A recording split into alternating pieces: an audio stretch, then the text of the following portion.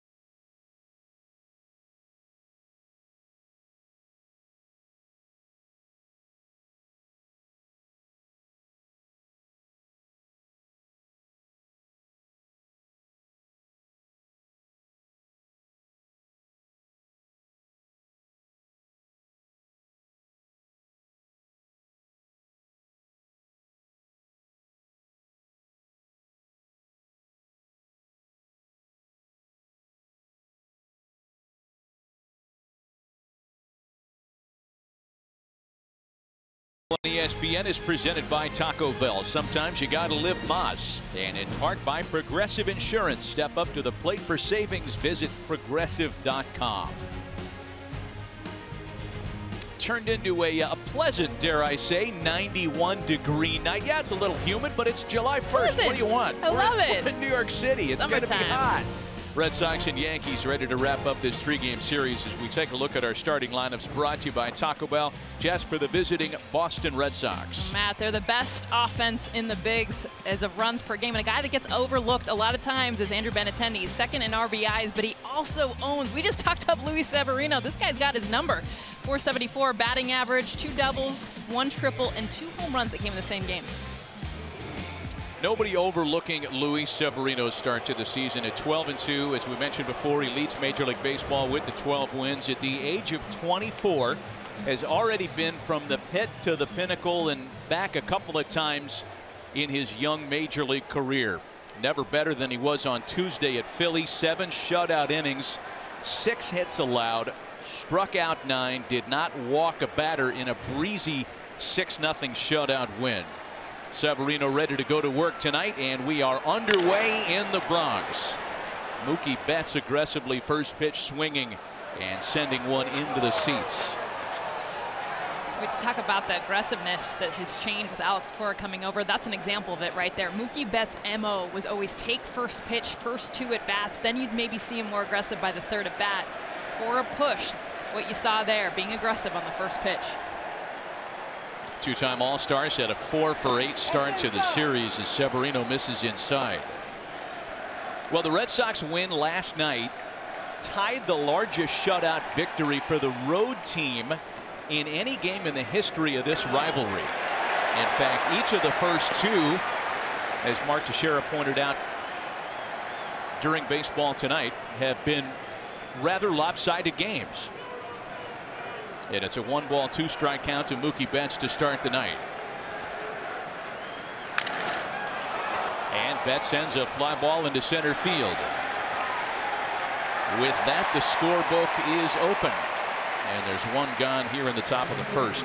Worthy rivals indeed are the Red Sox and the Yankees. They've stood 1-2 in the AL East in some way, shape, or form, and separated by no more than 2 games since May 2nd.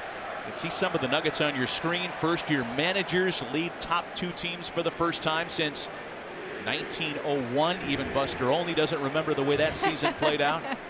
Come on. Test him, test him. Here's Andrew Benintendi with 1 gone. So it's always fun, Red Sox Yankees. Higher stakes this year for all the reasons that fans are aware of. One of these 2 teams, and both are on pace for 100+ win seasons. One of them is going to have to get into the October dance via the wild card, and that's why the regular season and winning the division, Alex, becomes even more interesting this year. And it makes these games a lot more interesting, and the recourse of these games are very, very important. And you know, this guy on the mound right here, Luis Severino, what you're going to see today is a 3-pitch mix. You see the fastball right here up in the zone and throws it right by 4-seamer right down the middle. My best against yours. Again, a 3-pitch mix. Fastball, the best in baseball, the best slider in baseball, and a plus changeup. You'll see great cadence. Very, very confident and predator-like. Of the 132 strikeouts, 133 now, 75 on sliders. Here's JD Martinez. No slider, no fastball, has been able to contain his powerful right-handed pass this year. Leads the big leagues in homers and runs batted in. Is likely headed to the All-Star game for a 2nd time in his career, and you'd be hard-pressed to identify a free agent signing, a first-year player who's had a bigger impact on his new uniform than JD Martinez. And we're not talking about just this year.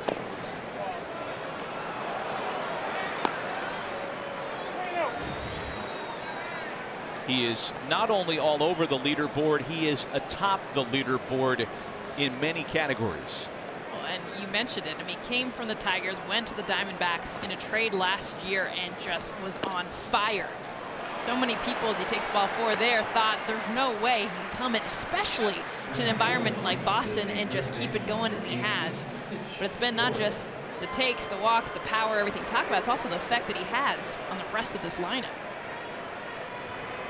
He has had a measurable effect on the likes of Betts, who hit before him, and Mitch Moreland, who digs in with 2 out and a runner aboard.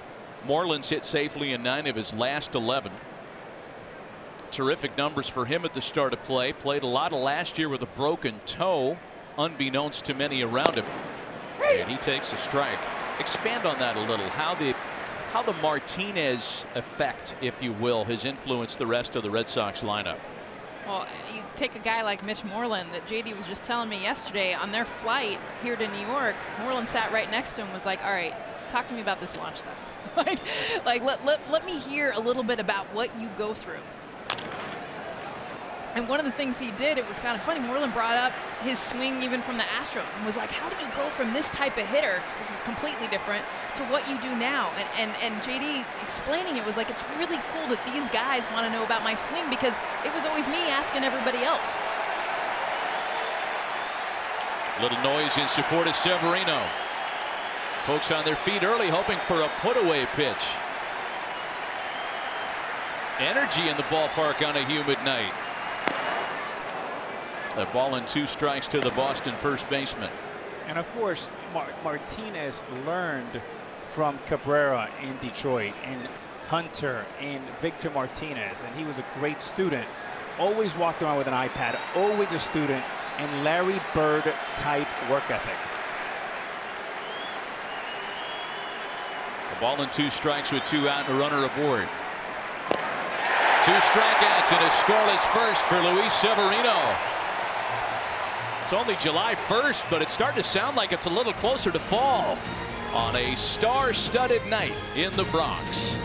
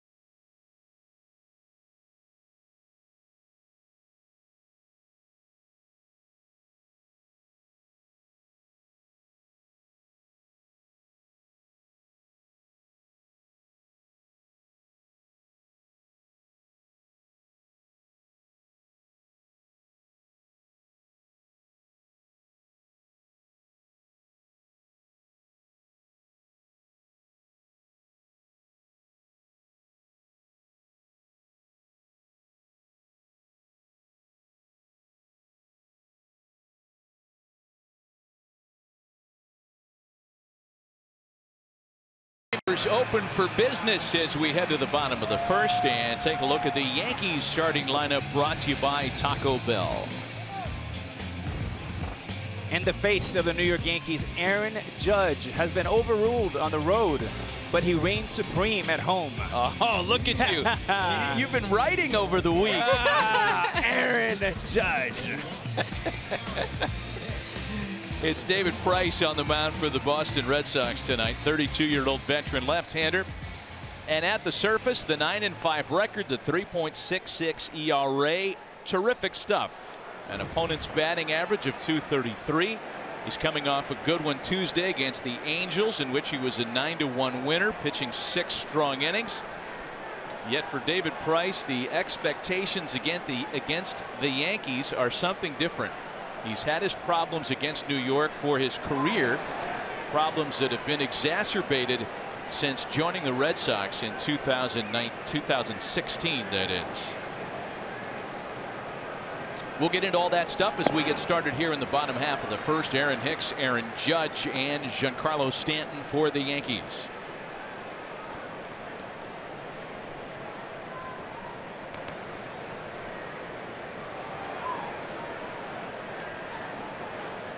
Switch hitting center fielder leads things off. Aaron Hicks has led off a lot this year. He has occupied the middle of a lineup. He's hit near the bottom of it. One of the many interchangeable parts for Aaron Boone in his maiden voyage as a big league manager.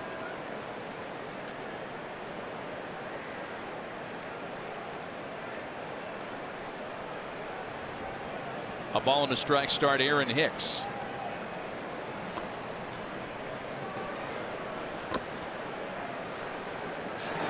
You know, there's been so much discussion all year, and for good reason, as Hicks is able to check his swing, on the big heavy lumber of the New York Yankees.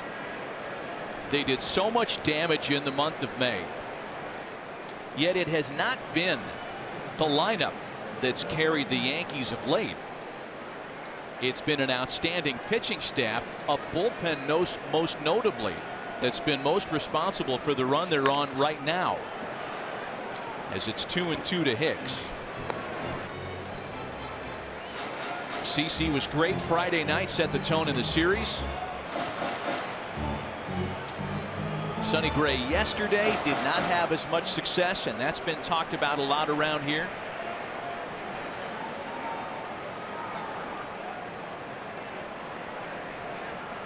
Two balls and two strikes to Aaron Hicks.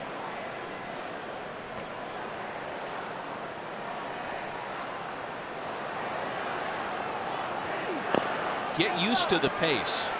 Whereas Severino gets it and fires, David Price, as we know, is much more deliberate between pitches. In fact, since 2013, nobody takes his time more between pitches than David Price. Almost 30 seconds between when he gets the ball back and when he fires his next offering. Which, as a hitter, it's just great news. It gives hitters an opportunity to gather their thoughts. Hicks with a ground ball to third. Rafael Devers there tonight, and that's the first out for David Price this evening.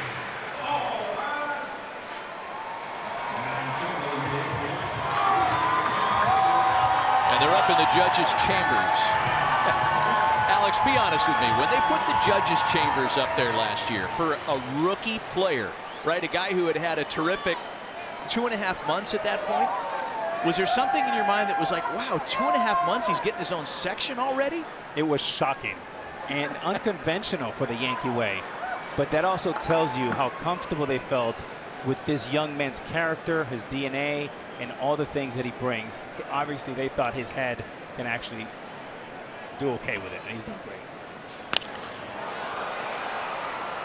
The first thing I thought of was, man, 2.5 months, dude's got his own section. Kevin Moss is someplace saying, what, for me, there was no aisle? Could I have gotten a pair of seats? I mean, I started out the same way. But you see the numbers for Judge: 21 homers, 54 driven in. The batting average against left-handed pitching, south of where you may expect to see it. Know this, he does his big, heavy lifting here at home.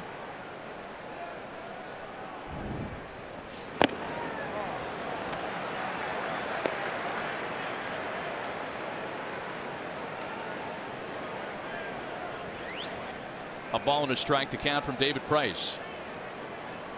Judge has hit safely in 7 of his last 10 games. Vasquez trying to crowd him, and they miss in there. Talking about the home road splits, they are dramatic. Wow. Largest OPS gap home road among all hitters with enough at-bats to qualify.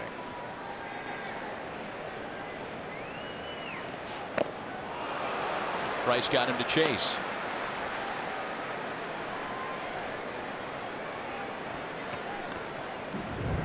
And expect Price to do this most of the night. Fastballs in, followed by the circle changeup right there, and a good one. The previous pitch set that pitch up beautifully. 2-2 to Judge, has hit a ton to straightaway center field. Still going up into the night and gone into Monument Park. Oh, man.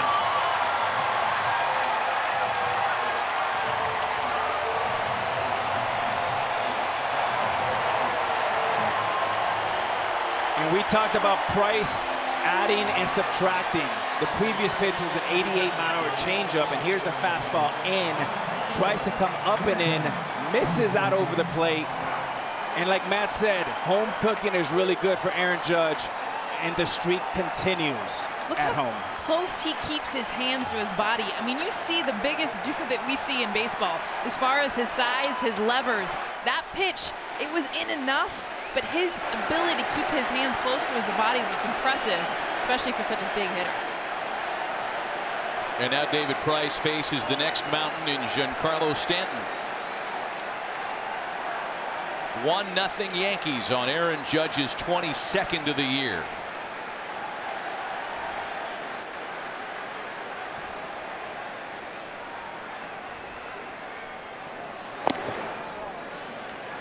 You might think against Giancarlo Stanton, especially for a left-hander like David Price, the inside corner, even the inside zone, not even the corner, just jamming him might be the first place David Price chooses to go. He moved him off the plate, or tried to there with that pitch that missed.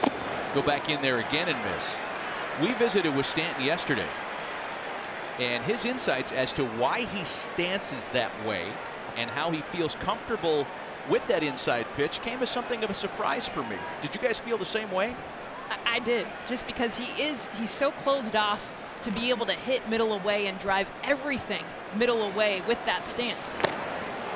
But the irony for him is he doesn't want to pull off. And on the inside pitch, your first instinct, Alex, you know this, is to fly open.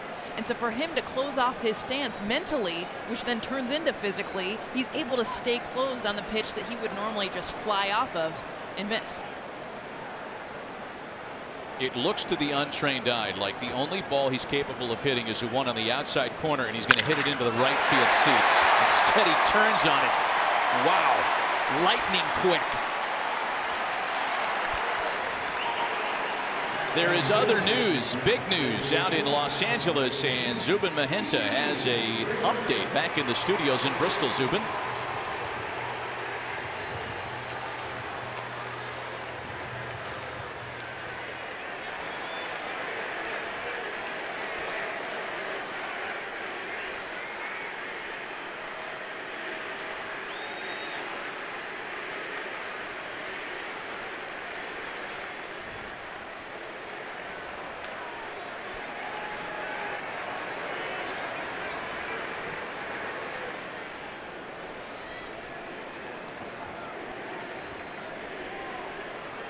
Zubin, thanks. Big news indeed. Didi Gregorius to right and over Mookie Betts. Stanton to third, and here come the Yankees in the bottom of the first inning tonight.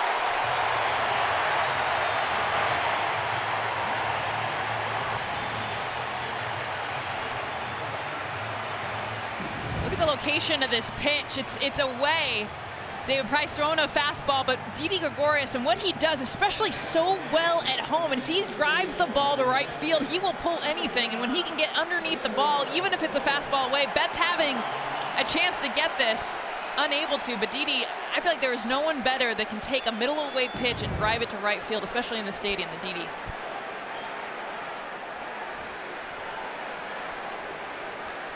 Quickly, a worsening situation for David Price, just one out into the night. Now it's Gleyber Torres. Homer, single, double with one away in the inning. Torres swings and sends a drive to right. Betts back on this one, and that one is gone!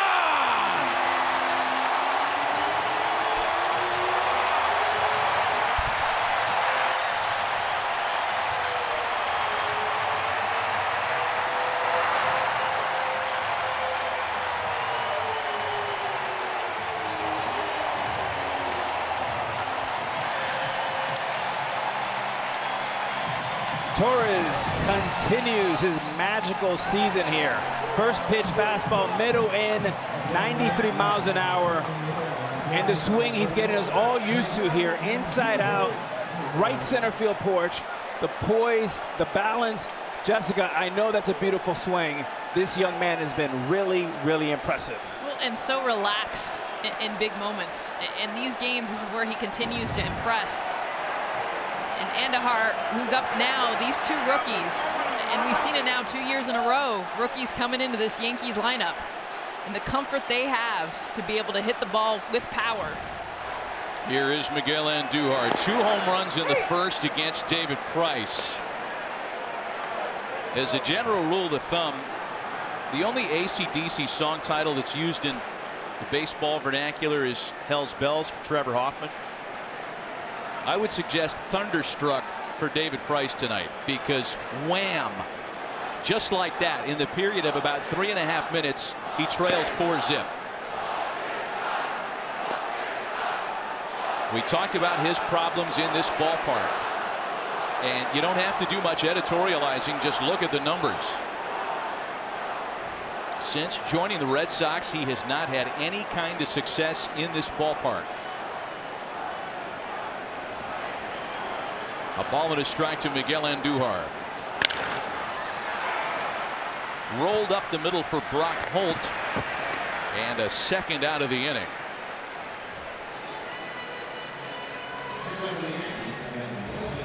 You got to keep reminding yourself that Gleyber Torres is a very young man.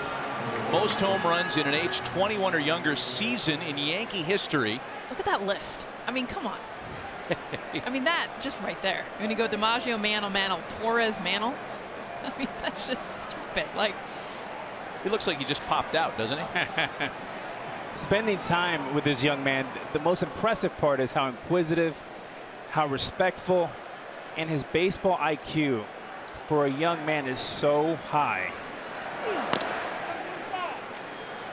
You know, he has the clock of a 31-year-old veteran, and the way he carries himself, both offensively and defensively. We often talk about the clock. Well, that clock works well defensively, and you saw it work well offensively. Ball and no strikes. The count to Greg Byrd, who homered twice in the Yankees series opening win here on Friday. There was some thought that Greg Byrd might not play much this weekend, given the fact the Red Sox started 3 left-handed pitchers in the series. Got a big night Friday. Sat yesterday against Chris Sale. I guess we could all understand that one. Yes, that's the one. You get to pick a lefty. And then back out there tonight for David Price. He's 0 for 5 with 3 Ks in his career against Price.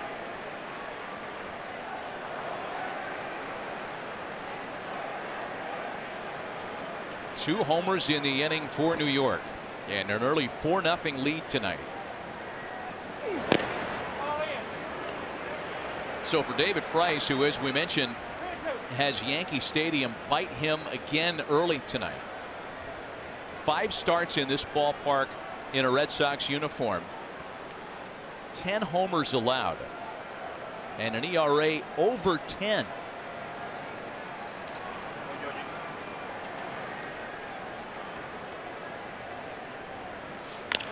Two to Byrd is bounced to first. And with Price covering, he puts a wrap on a big first inning for the Yankees. Judge and Torres both go deep in a 4-run opening frame.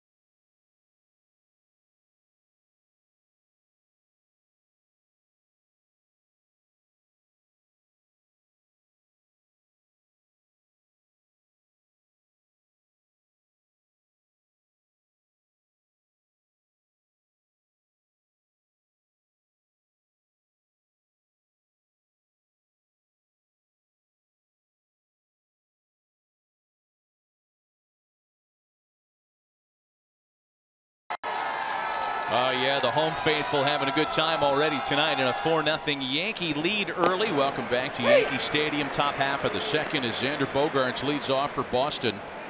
Bogaerts, Devers, and Holt against Luis Severino stake to the early advantage tonight. Xander Bogaerts starts play tonight, having hit safely in 14 of his last 17, an all-star back in 2016. There figures to be plenty of all-star representation from the Yankees and Red Sox rosters again this year. As Bogaerts sends a ground ball out to his opposite number for out number 1. Speaking of the All-Star game, a week from tonight, next Sunday, Carl Ravage, Mark Teixeira, David Ross, and Tim Kirkchin reveal the American and National League All-Star teams at 7 Eastern on ESPN. The Camping World All-Star Selection Show also streams live on the ESPN app. I got $1 in my pocket, says Aaron Judge will be in D.C. for that, right? Safe. Who you betting? You know. I'm pretty sure he'll be there. Mookie Betts.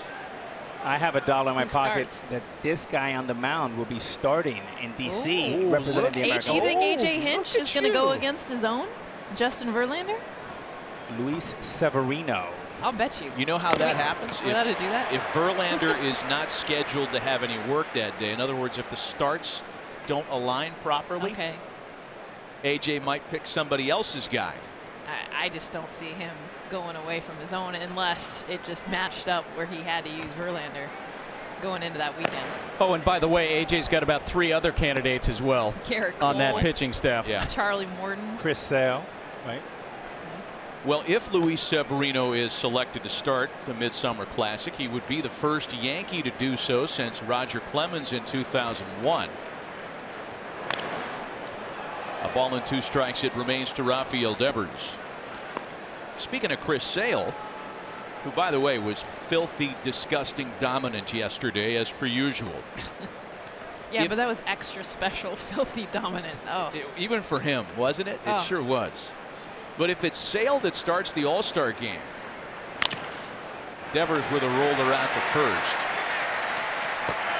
He would be just the 2nd American League pitcher to start in 3 in a row, and only the 3rd ever. I mean, it doesn't happen that you start 3 straight All-Star games, not even when there were fewer teams and fewer games and a different kind of game being played. To start 3 straight would be some kind of honor. It's remarkable, and you know, I know that he's one of the, I mean, what we saw last night is as good as it gets. Severino's a guy that I know that would represent the American League very well, and obviously Verlander's the guy that foul ball. Verlander's the guy that everybody looks at the class of baseball, not only in the American League, but in all of baseball. That's what makes it fun, though. I mean, that's what I enjoy about the All-Star game, even the Derby, is those kind of decisions and, like, who's going to be the starter. I mean, really, because there's so many great players on the field. And I'm telling you what, Hinch, he's going to hear it from somebody. Well, it's still, you know, of all the things that still matter in baseball, starting an All-Star game is still real high on the list. Pretty cool. Brock Holt slashes the next pitch foul behind 0-2 here, batting with the bases empty and 2 gone. The Major League Baseball All-Star game, of all the All-Star games, whether it's Pro Bowl or NBA All-Star, there's no better All-Star game than Major League Baseball. I had an opportunity to play in 14 of them, and every single one of them, I was like a teenager. I was so darn happy. Brock Holt was an All-Star back in 2015 as he lays off an 0-2 pitch, a ball and 2 strikes. Yeah, one quick thing about Sale, though, that's interesting, that he's had these amazing first halves, but we've seen him kind of go down in the second half, especially the last 2 months, September, October. The Red Sox have done a really good job this year of minimizing his pitch count to keep it very much the same. If you look at each one of his starts, you're going to see that pitch count almost identical, because I think they really want to make sure that he is rested, and they have what they see now, the All-Star they've seen in the past, everything first half is there in September and October. Still 2 balls and 2 strikes to Brock Holt.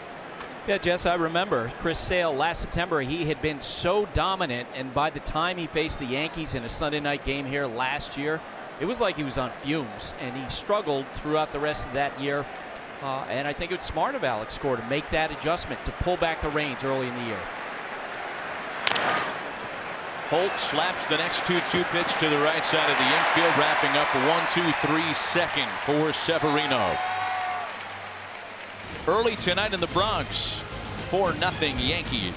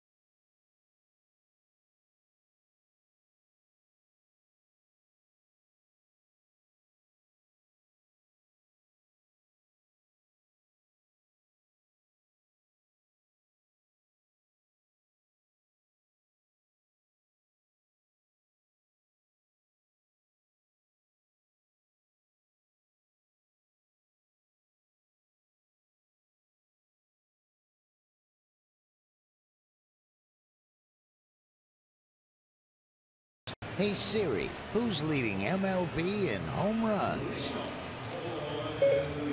Well, he's right here playing in this one. JD Martinez leading all the baseball in home runs with 25. Mike Trout, Jose Ramirez hot on his heels, and Aaron Judge, who has already homered tonight, next on the list. A pair of first inning home runs take the Yankees to a 4-0 lead. New York bats in the second against David Price with the rookie catcher Kyle Higashioka, followed by Brett Gardner and Aaron Hicks. The catching depth of the Yankees might be one of the few places where their roster challenged right now. Higashioka, as you can see, looking for his first career base hit. He came up for a spell last year. Austin Romine dinged up a bit yesterday, should be good to go by tomorrow. Gary Sanchez on the disabled list. So it's Higashioka who gets the start tonight. Players call him Higgy, and Higgy, Japanese American, did not grow up speaking a lot of Japanese, but because of Tanaka, he started studying, took some classes to communicate better with Tanaka. Southern California kid who has interests and passions beyond baseball, as many are wont to do in that part of the world. He surfs, he plays a guitar. You ever heard him play guitar, by the way? I sure did, Matt. And Joe Girardi, back when I played with him in spring training, he would have his meetings every morning, and he would say, "Hey Higgy, take us away to stretch with a little music." He would pop out his guitar, start playing some tunes, Seriously? and get us all really groovy. He would sing a little bit too. Really? So Joe G's, you're meeting and you're about to go stretch, and he said, "Take us out with a little tune." Yeah, he pops out his guitar, nice and cocky. He was really good, and he would pop it out, start singing some tunes. That's cool. And it was pretty good. It got us pretty groovy, Jess. So Joe Girardi. Wait, no, I can't let that go. Okay. Well, we were a pretty stiff bunch. It took a lot to get us groovy, you know. Groovy. Ball and 2 strikes to count to Higashioka. Just his 7th career start tonight. And he's caught looking at a called strike 3, first of the night for David Price. Well, Price trying to get it back on the rails after a rough start to the night. Aaron Judge greeted him with a 1-out solo shot. And then Giancarlo Stanton hit a 120-mile-an-hour single. Gregorius doubled, and they were cleaned up by Gleyber Torres' 3-run homer. And what you're seeing the right-handed hitters do is they have a very good approach tonight, which is stay inside the ball. Jessica, you mentioned staying tight through the baseball. Both Torres and Judge did that. And Stanton hit a rocket on a changeup. Stayed on it, stayed square. Good hitting so far, and a great approach by the Yankees early on. Here's Brett Gardner now, who takes a strike.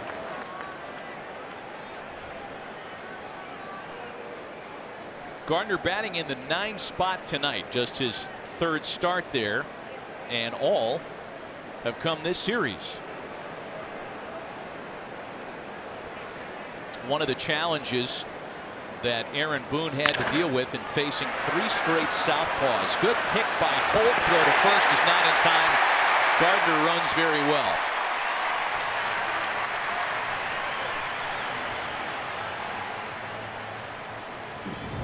And this is why Gardner a lot of times will sit against lefties, but what he does a great job of is just contact.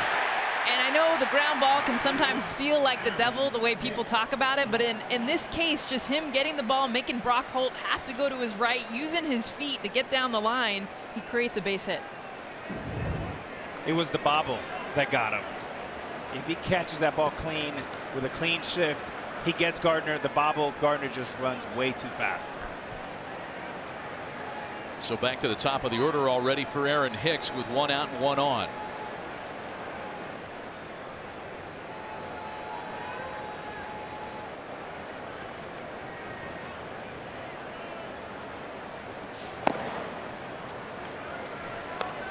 Guys, get ready for this game. I talked to an evaluator with another team who's seen Price a lot the last 2 years, and he said one thing that he notices is that right now where Price is in his career, it's not an uncomfortable at bat for any hitter. There's nothing that makes you as a hitter uncomfortable, whether it be a great breaking pitch or him pounding inside, maybe the fear of a fastball in the inner half.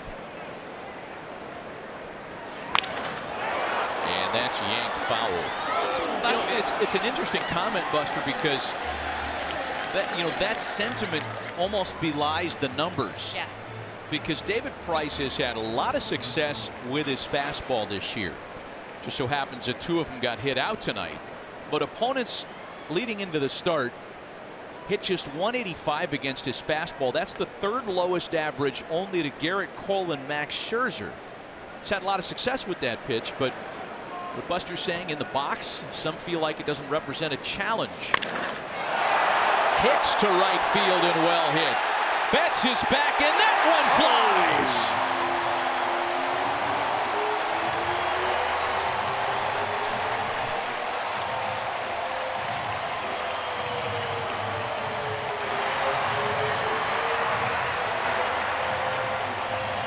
Alex, you nailed it on the approach. These Yankees hitters are keeping their hands inside pitches that are inner half. This is low and in, almost at the bottom of the knee of Aaron Hicks. But what he does, watch him keep his hands so close to his body. Just that beautiful swing to be able to get to that slot down and in. We saw it with Judge, we saw it with Torres, and now with Hicks on the long ball, all to the opposite field on pitches on the inner half. All 3 home runs have been on fastballs in, not cutters in.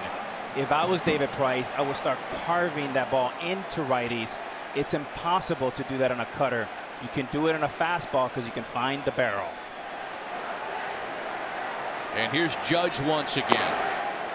He struck the first of the 3 early homers now against David Price tonight.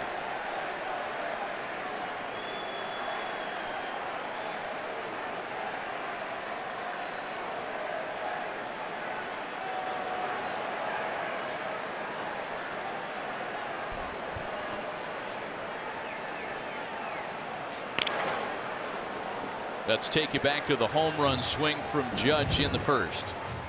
And if you look at Aaron Judge, this is perfect because you think about how long his arms are, but watch how close he can keep them to his body. Look at the position he's able to get himself to.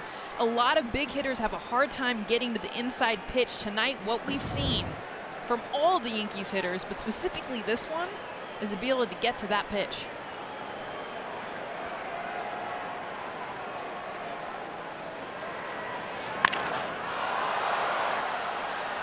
This one fading toward foul territory. Betts is in right to make the catch, and there are 2 away.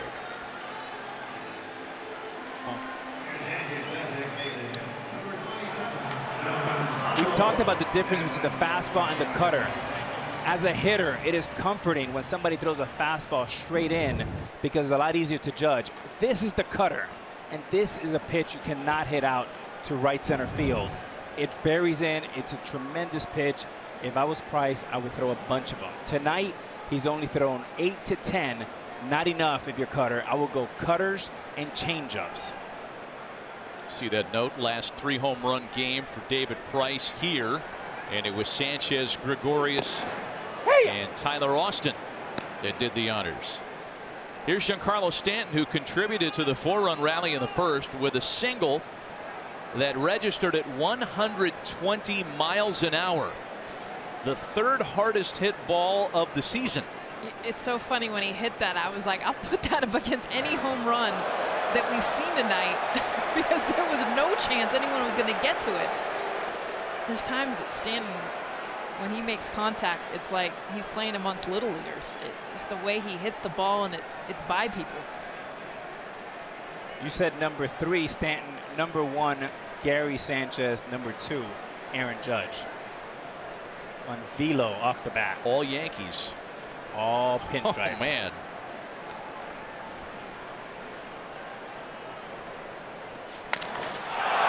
Oh, no. Where is that coming down? Apparently right in the glove of Andrew Benintendi, because off the bat it looked like it was home run number 4 tonight. Number 3 came this inning, and it came courtesy of Aaron Hicks. His 12th of the year, a 2-run shot makes it 6-0 Yankees.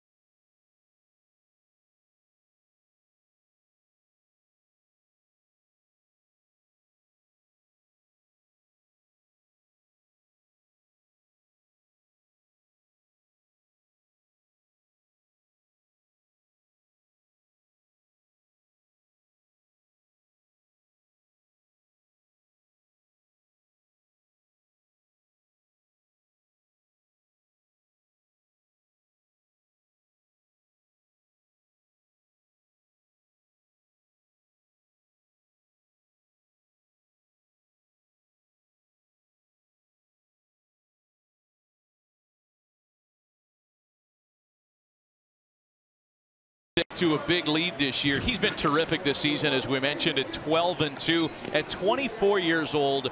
Hard to imagine that he is still considered a young starter given all he's been through in his major league career. And Aaron Boone talked about it with us before the game tonight. When you consider Severino came up, had success, then got knocked around a little bit, he's been great at the age of 24 as you take a look at his repertoire tonight. Well, and you look at his 3 pitches. A lot of starters might have 5, same slot to the hitter. So these pitches look similar, but look at the 3 different directions they'll go in. You got the changeup, the 4-seam fastball, elevated, and then the slider. That is as north to south as you will see. Not only the mile per hour and the velocity that you're going to see what he can bring, but also the depth of where those pitches go out of the hand to the hitter is what makes him so successful. He'll face Christian Vasquez, Jackie Bradley Jr., and Mookie Betts here in the 3rd. 6-0 Yankees. StatCast powered by AWS. And Luis Severino's slider. And the refinement of that pitch has been a big weapon for him as Vasquez sends a line drive out to left, handled by Gardner. Take a look at it again. Diminishing returns for the opposition this year, batting just 152 on that pitch. But Matt, that's dramatic when you think about just how much he's evolved. And it's not like 241 or 223 opposing batting average is bad, but the fact that he has improved that pitch so much, he has more depth on that pitch. It was more of an average slider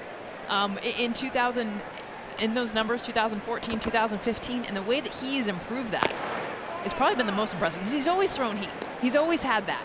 He's worked on the command, but the fact that he can manipulate that slider even more, we're talking almost 6 inches, Matt, of depth that he has changed to that pitch in the last two years. Jackie Bradley Jr. now. Yet you're referring, the 6 inches referring to the vertical break, and Severino's is 6 inches more, or deeper if you will, than the average major league slider. Almost 6 inches more horizontally as well. So the net result, and these numbers have been cooked up by ESPN in conjunction with MLB.com, as we all try to find the perfect way to quantify our game. It means his slider is much better than the average slider in baseball. The most interesting thing about his transformation as a Cy Young candidate here is when he first came up, he was a one-trick pony with a fastball. He always threw hard. Now there's a slider, and it's a devastating one. Of his 135 strikeouts, 76 have been on this pitch right here. He didn't throw it just like you said. He was a fastball, then a changeup, and developed a slider just the last several years. And to think that may be his best pitch when he already has the best fastball in baseball at average 98 miles an hour. League average 93 for starters. Ball and no strikes to Mookie Betts, who fly to center to start the night. Severino gets a call off the plate. It's 1-1. When you're hitting against a guy like Luis Severino, and you know he's got the best fastball in baseball at 98 miles per hour, and you only get it about 50% of the time, boy, that is devastating. As a hitter, it feels like you're in a rocking chair. You just don't know where he is going.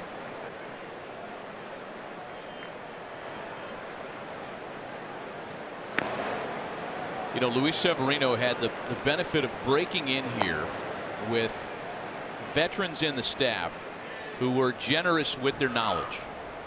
CC Sabathia, Masahiro Tanaka. One of the things that Severino's talked about learning from Tanaka is when to use his superpower. Just because you have 98 doesn't mean it's a steady diet of 98. Knowing when to go get that pitch is something that he learned from some of the veterans on the staff.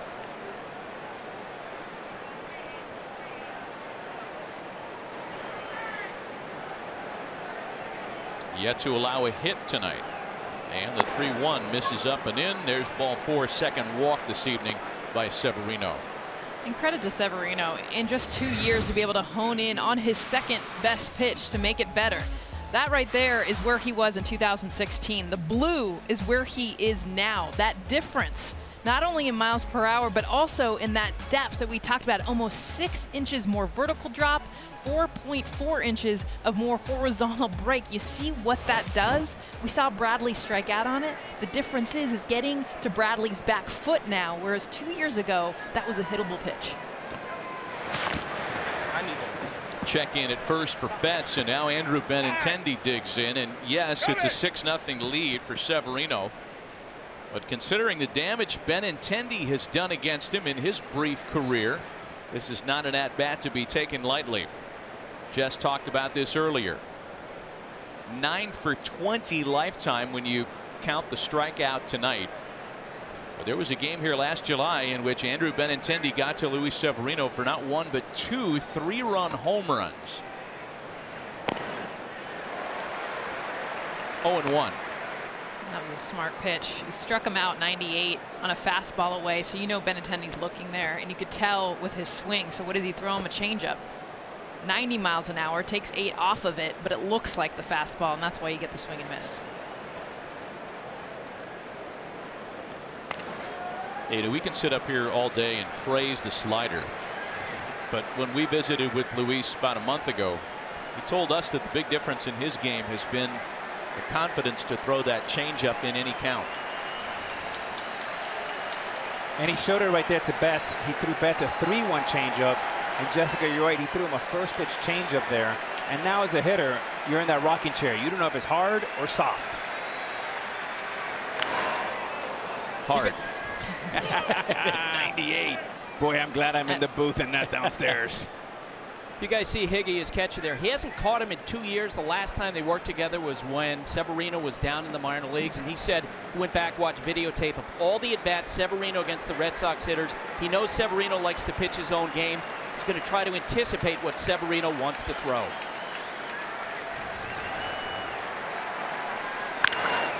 Oh, 2 pitch to Benintendi is whacked into the opposite field.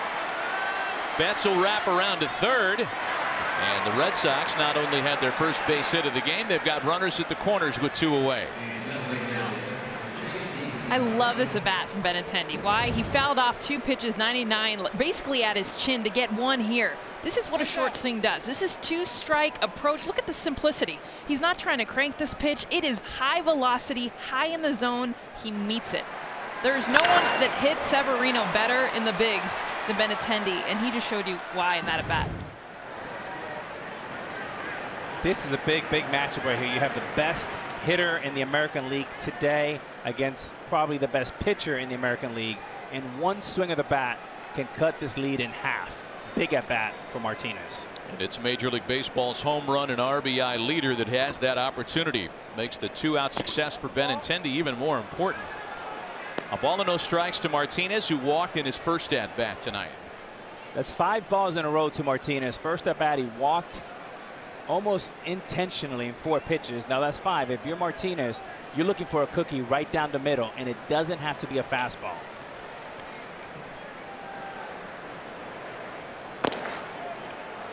Slider misses off the plate. 2 balls and no strikes. 25 home runs for JD Martinez. The most by any Red Sox player through the end of June in franchise history.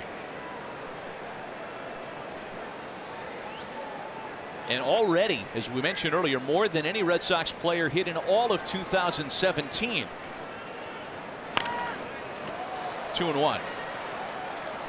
And as you can tell, there is really no place to go to get him out consistently.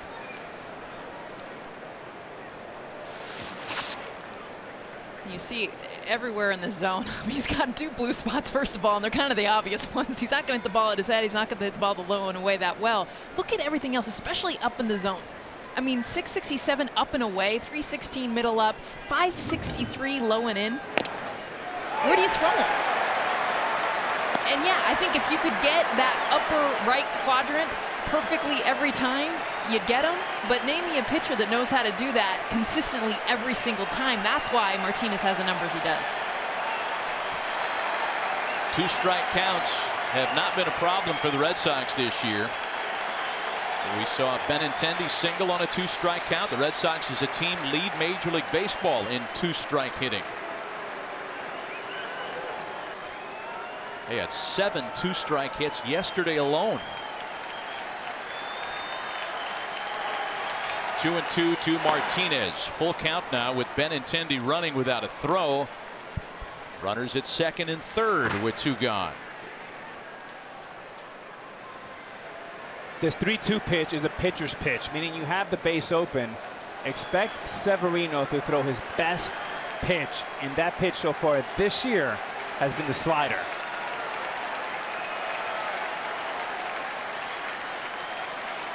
Mitch Moreland waiting on deck. Second and third with 2 gone. Red Sox trying to crack the scoreboard here, down 6-0 early.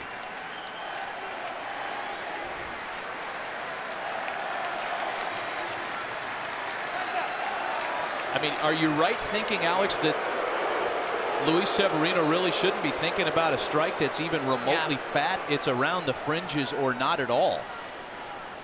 I think when you have the best hitter in the game, you have to be careful. You still have to pitch the situation.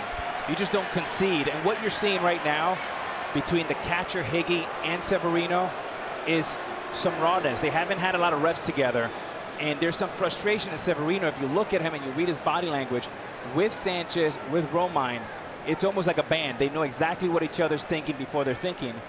So something to watch here and for the rest of the game.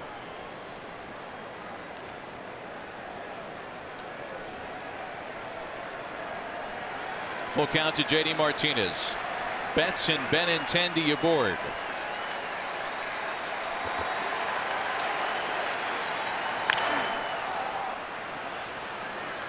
Circle changeup was the selection by Severino.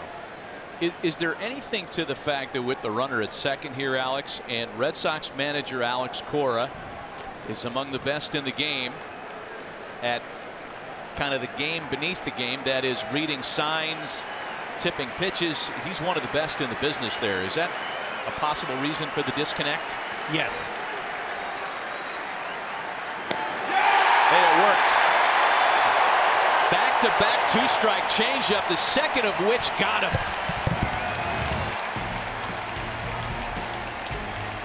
In and out of trouble in the third.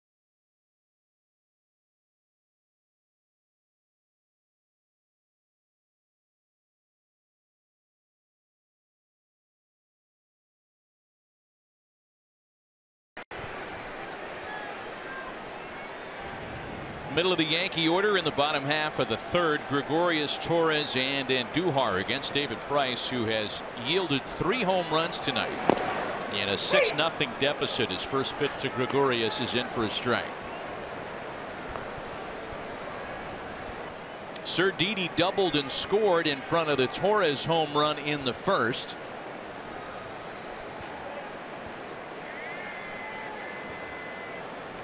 Even though Didi has struggled against lefties, he's had great numbers against David Price.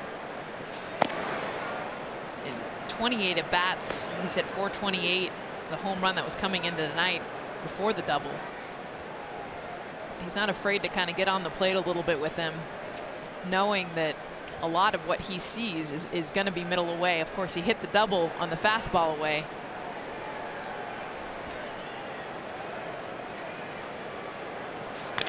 Good numbers against David Price, and as per usual, great numbers at home. Along with Aaron Judge, who we talked about earlier regarding his splits. 12 of Didi's 15 home runs have come here at Yankee Stadium. And it is a short porch in right, custom built for a guy like Didi Gregorius.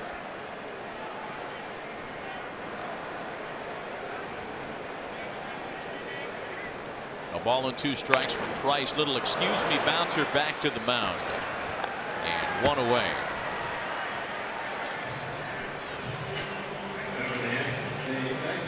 Sunday Night Baseball on ESPN, presented by Taco Bell, is brought to you by Corona Premier. Lower carbs, lower calories, higher expectations. And TD Ameritrade.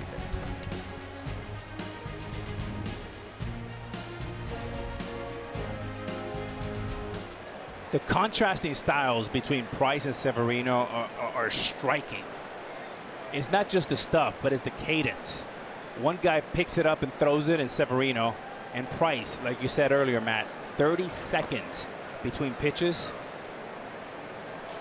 It is so comforting as a hitter because it allows you to get your thoughts, slow down your breath, slow your heartbeat.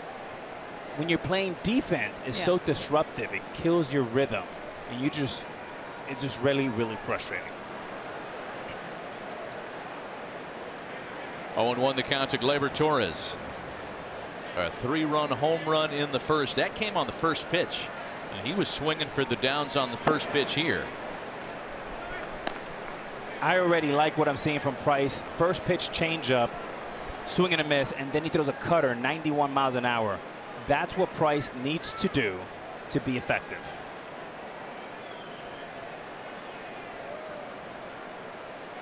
With one out here, facing back-to-back AL Rookie of the Year candidates in Torres and Andujar. A ball and 2 strikes.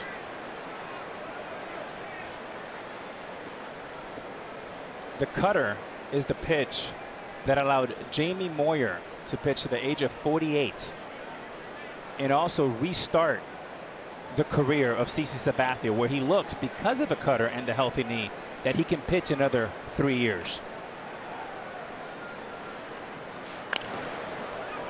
In on the hands and fouled away. Still the ball and 2 strikes. CC was great on Friday night. CC had a charity event here a couple of nights ago, raised almost $1 million with the Jenny Steinbrenner Foundation and the CC Sabathia Foundation. Him and his wife Amber do as much work as anybody in this community. Celebrity softball game. That's right. For which you were on the marquee. Yet, as I understand it, you didn't take any swings that night. I was intimidated.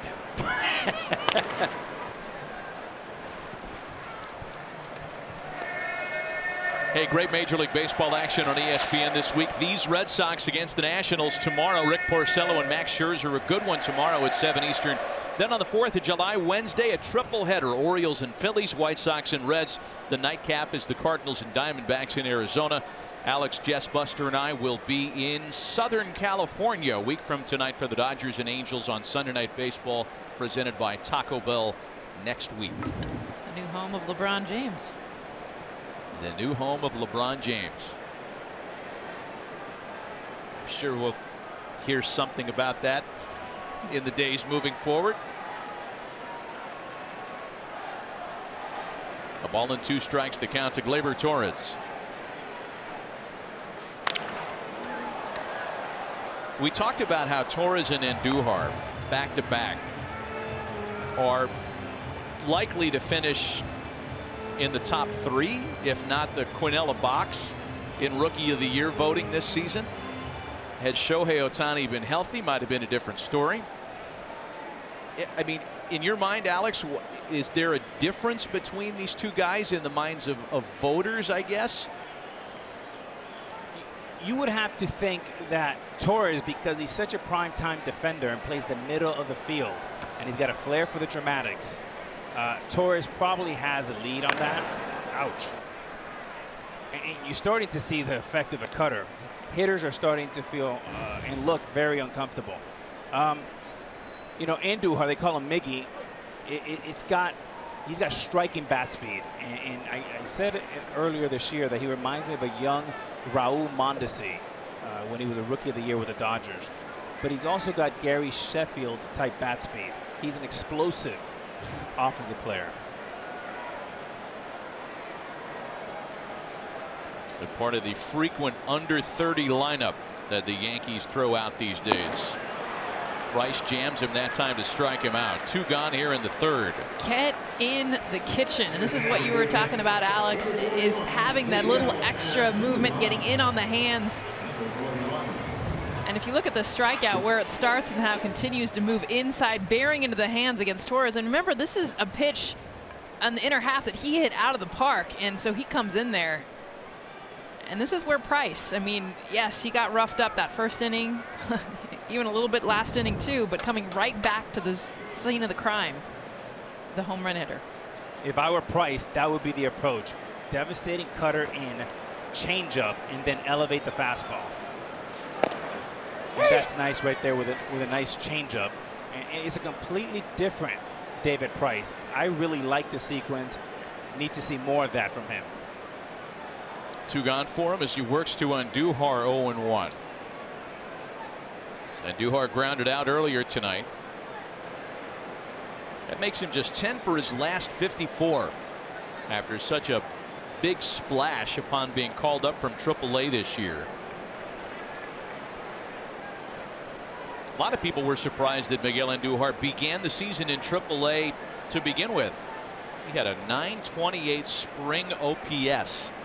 But with the veterans in the fold, Neil Walker and Brandon Drury, Andujar was the odd man out. He played his way back into the big leagues and hasn't really been taken out of the lineup regularly since.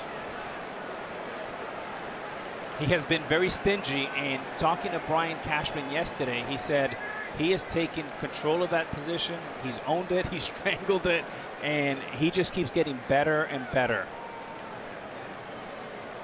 A ball and a strike to him here with 2 gone and the base is empty.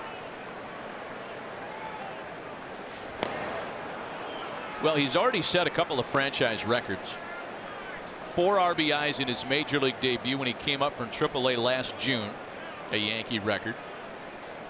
This April, he put himself into the franchise record books again, joining Joe DiMaggio and Mickey Mantle as just the 3rd Yankee to string together 7 consecutive games with an extra base hit before his 24th birthday.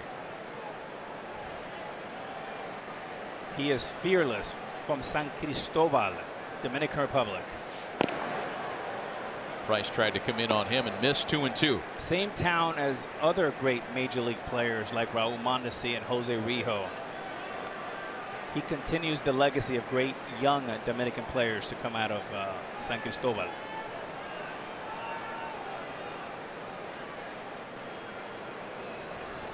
Two balls and 2 strikes. 6-0 Yankees on the power of 3 New York home runs tonight. You know, those of us with a very limited grasp of world geography, we can recite the names of 2 cities in the Dominican without being able to point to them on a map. San Cristobal and San Pedro de Macorís, right? The shortstop city. Birth of the great shortstops, going back to Alfredo Griffin, Tony Cabeza Fernandez. 2-2 is punched into right field past the layout dive of Mitch Moreland. Denies David Price his first 1-2-3 inning tonight.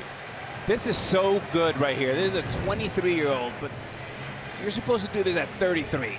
Taking a changeup with 2 strikes, staying closed, staying square, and hitting this ball. That's a rocket. Now that swing plays during the season, and it plays in October.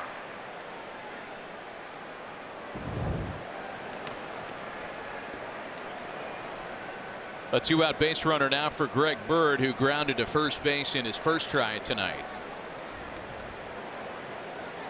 Byrd in limited opportunities with 5 home runs this year. Just hoping that the mended ankle can see his way clear for the rest of the season to play as a regular. He is a very important bat for Aaron Boone, and the Yankee manager confirmed that with us today when he talked about giving Byrd an opportunity tonight against the left-hander, how he is needed to break up his right-handed power bats. They want him to be the guy, and they're giving him every opportunity.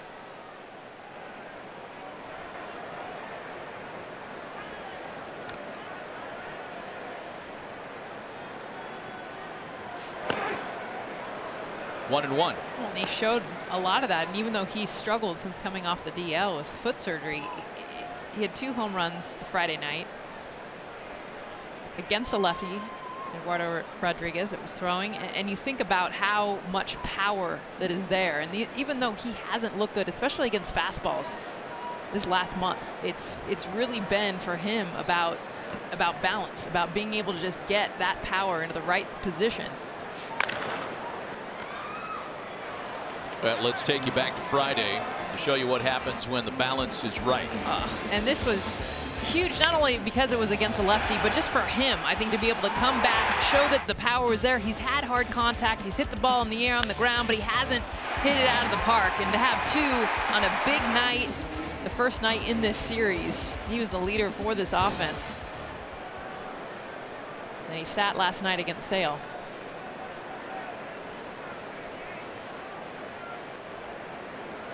A ball and 2 strikes to him with Andujar off first and 2 gone.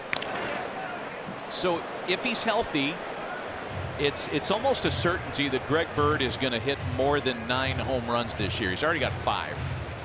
And when he gets to double digits, and I think it's a win, that means the Yankees will have 8 players with at least 10 home runs. That would be a new franchise record.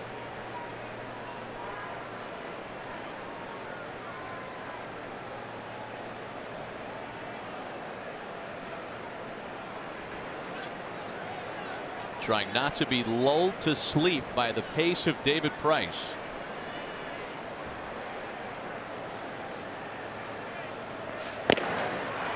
Who gets him swinging. A couple of strikeouts for Price in a scoreless bottom half of the 3rd. A terrific pitching matchup that so far has gone the way of the home arm.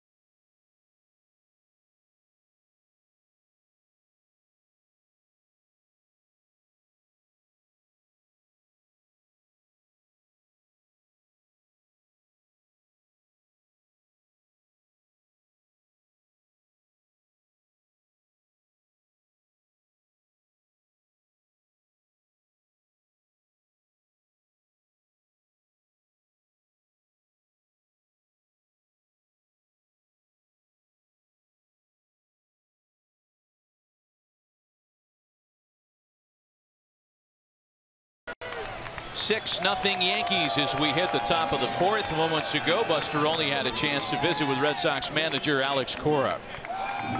Alex, David Price, 6 runs, 7 hits in the first 3 innings. How much of that is him not being able to do what he wanted to do? How much is it the approach of the Yankee hitters? I think the first 2 home runs was not executing the pitches. The Hicks one was a good pitch, and he stayed inside that ball and drove it to right field.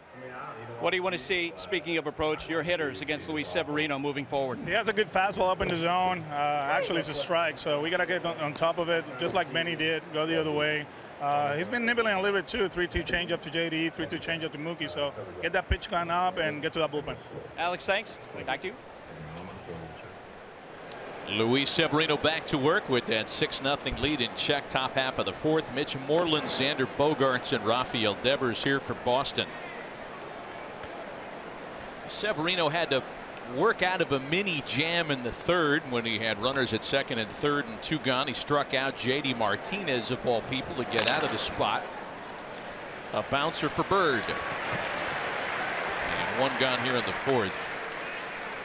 Well, from here the Red Sox go home. They'll be back home next Monday. Next Monday, that is, to start a 7-game homestand against the Rangers and Blue Jays. Visit redsox.com for tickets.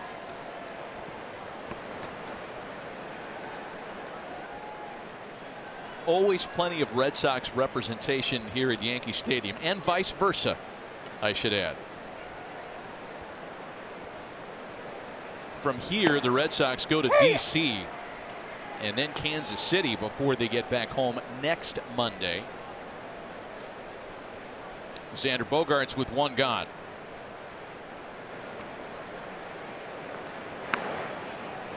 Yeah, we were talking a little bit earlier about Miguel Andujar at the age of, or rather Luis Severino, that is, at the age of 24.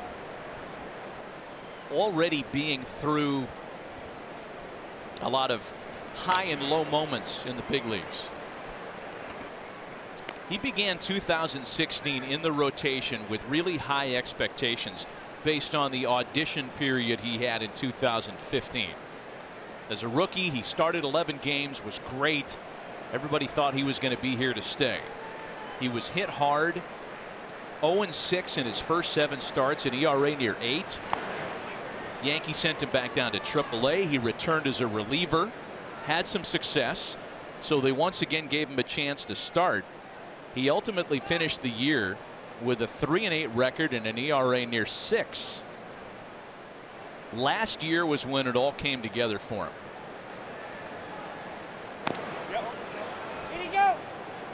And no swing on the appeal to first. 3-2 to Xander Bogaerts. But then you think about even last year. So he came through with the season, but the wild card game, I mean, he couldn't even get out of the first inning. Yeah. Boy, he sure does have it together tonight. And Severino showing off his entire arsenal. 99-mile-an-hour fastball, 98 top of the zone. A good slider here. Another good one. And a devastating one. The wipeout at 87 miles an hour. 3 sliders, 3 different results. And Alex, you've seen this with him because you know him, you spoke to him. But as I mentioned, the wild card game, it was, I mean, we did that game. It was difficult to even watch. And how well the Twins hit him early in that inning. You thought, okay, he could be done mentally for the postseason. But he came back, was very strong. And you've seen something different in him this year, just as far as that mentality. Oh. Popped in the infield. Gregorius directing traffic and retiring the side. To the bottom of the 4th in a still 6-0 Yankee lead.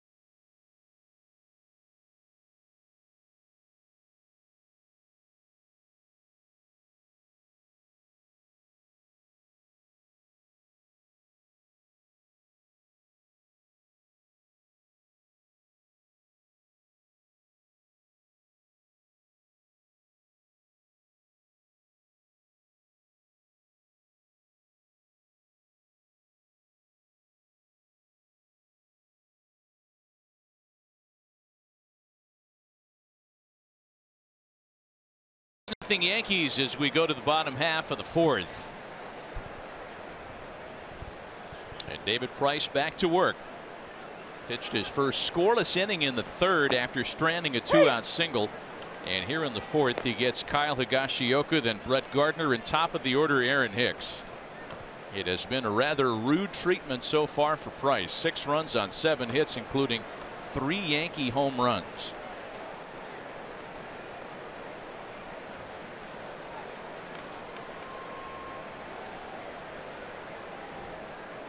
The 0-1 to Higashioka. You know, we talked earlier about the rookie catcher in search of his first major league hit. And apparently last year there were 2 games in which that could have come for Kyle. But on balls that could have been scored either way, the defender was charged with an error. So Kyle is still in search of that elusive first major league knock. Oh man, and that weighs on you. I mean, it's one thing if it's your first hit of the season. You mentioned it goes back to last year, and it hasn't even happened in the bigs. You just hope that he has, you know, an opportunity to put it all behind him, and he doesn't turn into some Moonlight Graham footnote somewhere, having, you know, caught X number of games, had a couple of hits taken away by scoring decisions. If he gets a hit tonight, he'll be playing the guitar all night. A ball and 2 strikes the count. Oh! On that into the left field corner and goal! There it is! Yeah!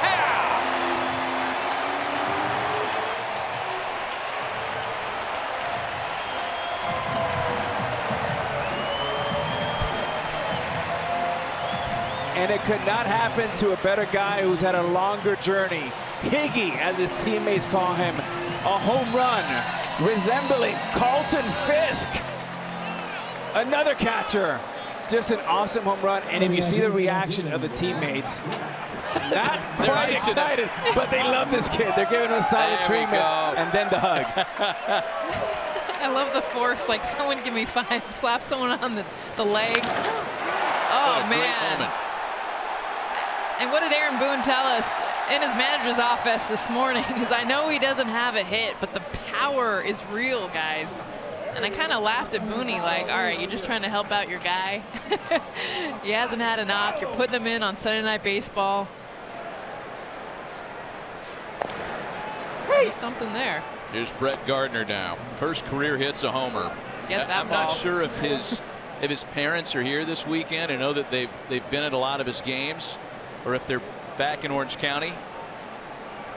Regardless, I'm sure they've already gotten the news, and Kyle's in the book.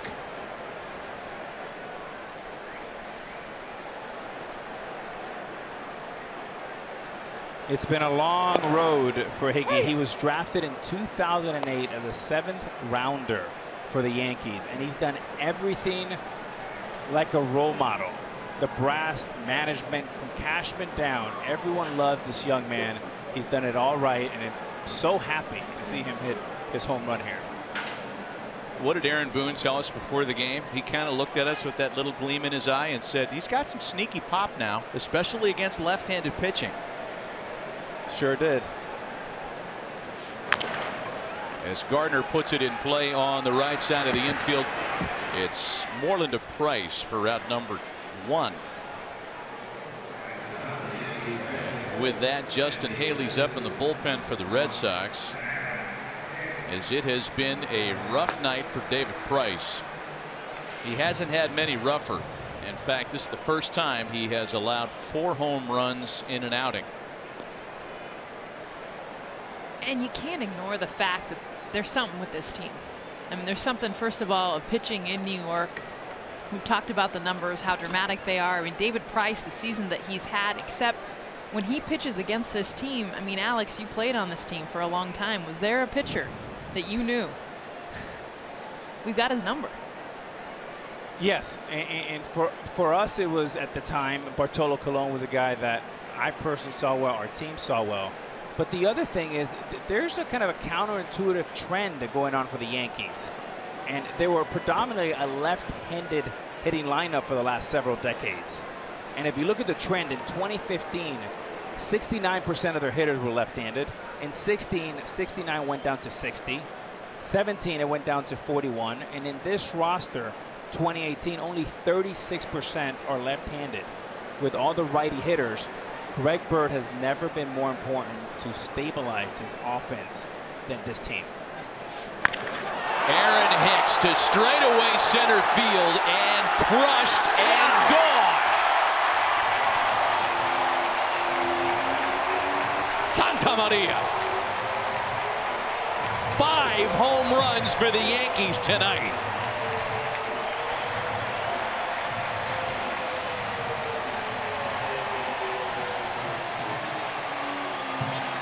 Breaking ball here from Price, and Hicks with his second home run. A changeup, a flat one stayed up. Hicks, who's also a scratch golfer, hits the ball right down the middle of the fairway. Perfection for Hicks and the Yankees on this Sunday night.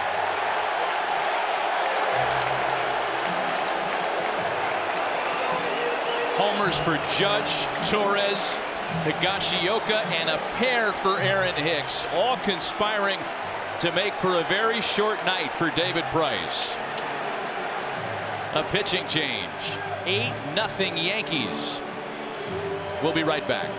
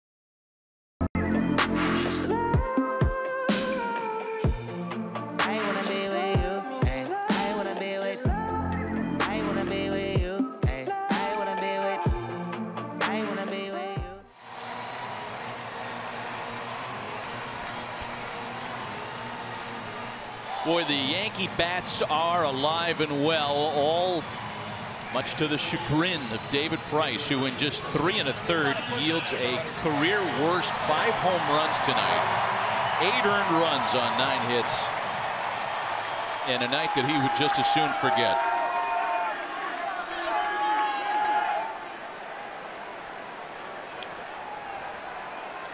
So enter in his stead right-hander Justin Haley, who gets to pitch to his pal as he inherits an 8-0 deficit. Couple of Fresno State guys. And Haley starts Aaron Judge with a slider that swung on and missed. That's his best pitch. He's doubled the usage on it from 11% to 25 this year. 5.40 ERA. He's got a fastball, the slider, the curveball, and an occasional changeup.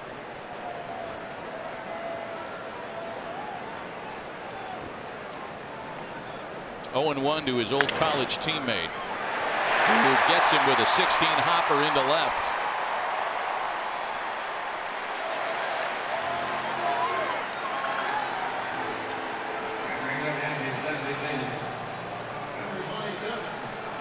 Well, the 5 home runs coming against David Price. It started off with Aaron Judge back in the first inning. Then Gleyber Torres with a 3-run bomb. Aaron Hicks, his first of 2 tonight. Second one, and then the one that put the nail in the coffin, Hicks again, after Higgy getting his first hit. I mean, unbelievable when you think of, yeah, the credit, the approach you talked about of the Yankees hitters, but there's something about David Price in this lineup.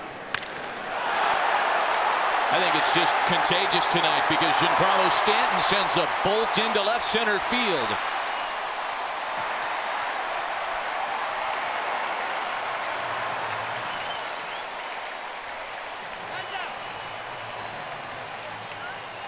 Hitting is contagious, and the second hit here for Stanton tonight, both on off-speed pitches, looking a lot more comfortable as of late. Good balance. Haley put it on the tee for him, and Stanton knew exactly what to do with it.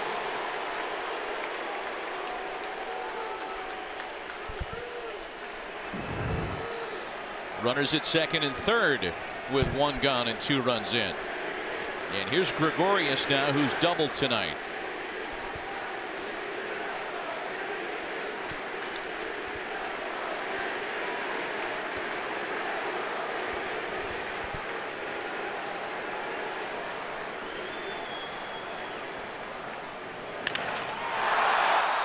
To the opposite field for Benintendi. That'll tag and score Judge and make it 9-0 New York.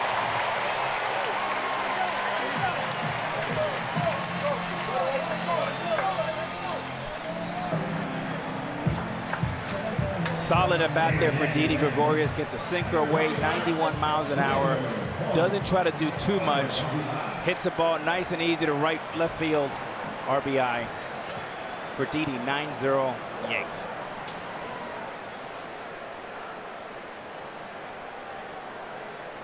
So 3 runs in the inning. A runner at second with 2 gone now for Gleyber Torres.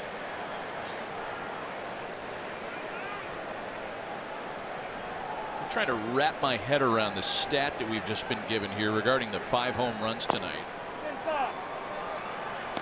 So the New York Yankees, with over 100 years of existence, had only hit 5 home runs against the same pitcher 11 times in a game. Torres into left to retire the side. David Price gave up 5 tonight. Just the 12th starter ever to yield 5 or more against the Yankees in a very lopsided night in the Bronx.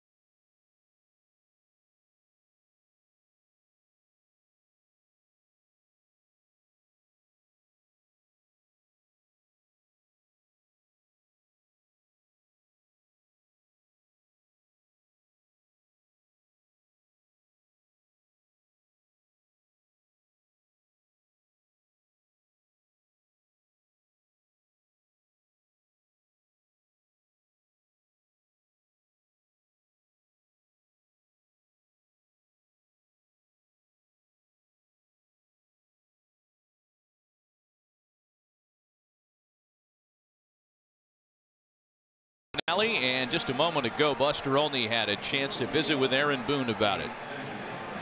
Aaron, I think you used to do this for a living, professional broadcaster. Describe what your hitters are doing tonight. Man, they had a great game plan going into tonight. You know, obviously Chris Sale had his way with us last night, and I think these guys came out hungry, and we've had a lot of really good at-bats and some big swings. One of the home runs by Tyler, first career hit. A lot of your players gave him silent treatment. Didn't look like you could help yourself. You gave him the low five. Yeah, I always gotta greet him initially. Kyle's a guy with a lot of power, and we saw it going into the second deck there. It was good to see him get that one off his back. Booney, thanks. Back to you. Brock Holt leads things off in the Red Sox half of the fifth. Bottom third of the order for Boston. Holt, Vasquez, and Bradley against Luis Severino, who more than appreciates all the offensive support tonight. That sprayed to third for Andujar and a quick first out here in the fifth. It's an honor to sit in Booney's old chair right here. Well, you've done that a couple of times in your life, it's my understanding. A few times. The irony. One because of basketball, and one because now he's sitting there as the manager of the New York Yankees. This is your first time back, though, as a broadcaster to Yankee Stadium, and you were talking about it was a different feeling. It was a different feeling, and also it was odd asking people how to get to the booth. Do you think any differently of this place as a broadcaster than you did as a player, and specifically on a hot night like this? It seems to us, the fan, that the ball just flies around here like crazy when it's warm. It is a bandbox, and it's a great place to hit. It's a wonderful place to play. But this year, especially 2018, is starting to remind me a little bit of '09 when the Yanks won the championships. There's an excitement, a buzz around the city, and there's a lot to be excited about with this team. Average age of the starting lineup tonight is 26 years old. A lot to be excited about. Boy, that you just don't remember saying that very often about a Yankee lineup, right? It's always veteran heavy, experienced, salaried.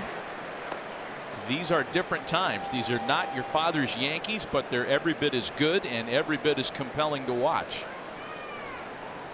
3 balls and a strike to count to Christian Vasquez. It took Brian Cashman about 8.5 minutes to rebuild this entire franchise. It has been really impressive. I've been very close to it. Sometimes when you're so close, you don't get an opportunity to appreciate all the great young players, but the character of the young players. And by the way, I can say the same thing about Dave Dombrowski and his Red Sox team. Vasquez lifts a fly ball out to shallow center field. And Aaron Hicks, who's homered tonight, has it for out number 2. Well, the Yankees continue this homestand by welcoming the Atlanta Braves tomorrow for the first of 3. Get your tickets at Yankees.com. I love it. Summer, heat, hitting. I mean, this is what you want to play ball in.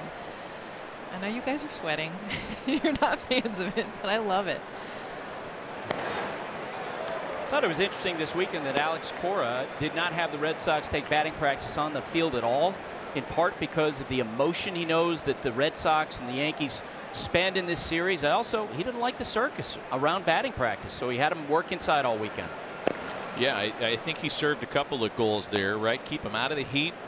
But to your point, Buster, more importantly, I think Alex admitted that he just wanted to keep guys away from all the distractions. Well, and he said that after Friday's game he was spent. Alex said after Friday, doing all the media, talking to people, and all the obligations that come along with the Yankee Red Sox series, he was burnt, and it was the first game of the series. Well, he said as a player, he played for the Red Sox, so he knew about this rivalry. He said you really feel it in the next series. I mean, they got Max Scherzer tomorrow. I mean, they're playing the Nationals in D.C., and he said that's when it would really hit you, because it's easy to get up for these ones because the crowd, the emotion, the rivalry, everything you know. But you don't want to go and walk into D.C. against Max Scherzer and be on a down. And he already said he's not going to let the Red Sox hitters take batting practice when they come back here in September. Full count, 3 balls and 2 strikes to Jackie Bradley Jr.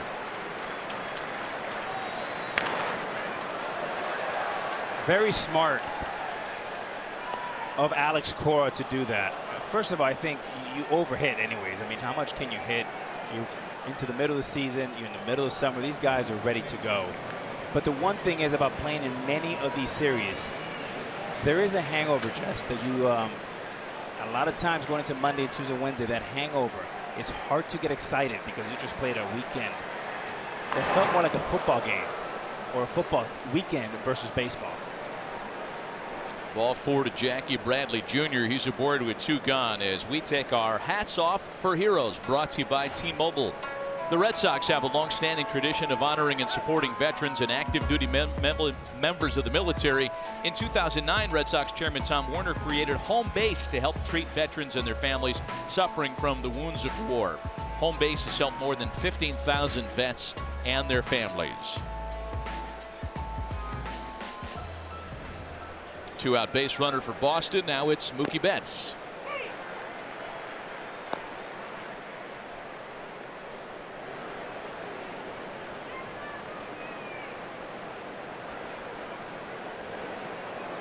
Betts has walked and fly to center tonight. If this continues, Alex, and it's 9-10 nothing, 7th, 8th inning, where do you stand on regulars being rotated out of the game? Is that something you can endorse, or does it send the wrong message?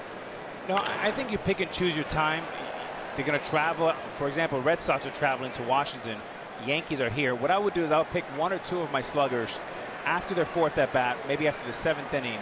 Say, hey, go take a shower, go get ice, get ready to go tomorrow, big boy. I think those thirds, half of games, those blows, when you play every day, they mean a great deal. Ball and 2 strikes, the count to Mookie Betts. Severino gets him swinging. That's 5 for the Yankee right-hander tonight. Slider. Filth.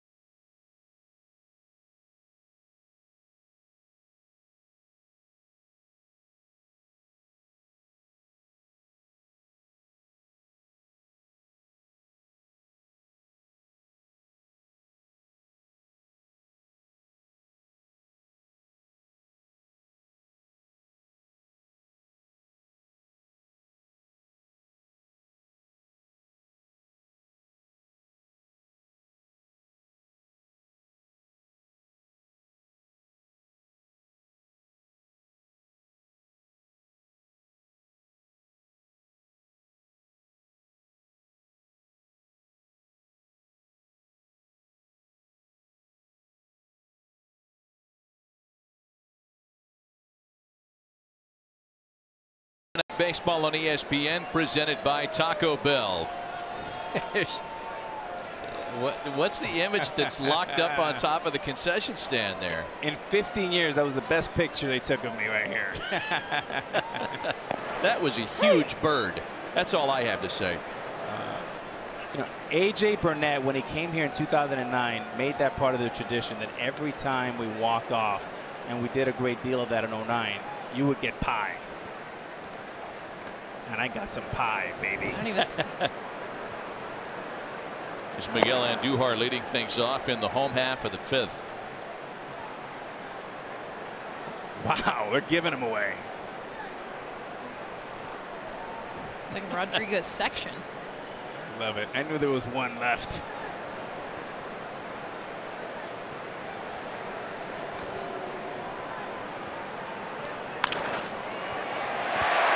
Hot shot off of Devers into left. What will likely be scored a base hit for Andujar, his 2nd of the game.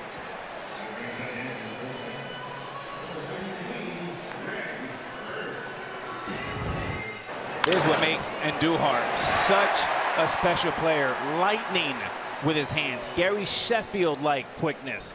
And that's how you beat any type of shift. You just hit rockets.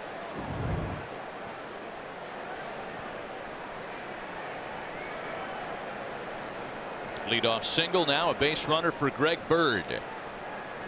That's 12 hits for the Yankees tonight. We're only in the bottom of the 5th.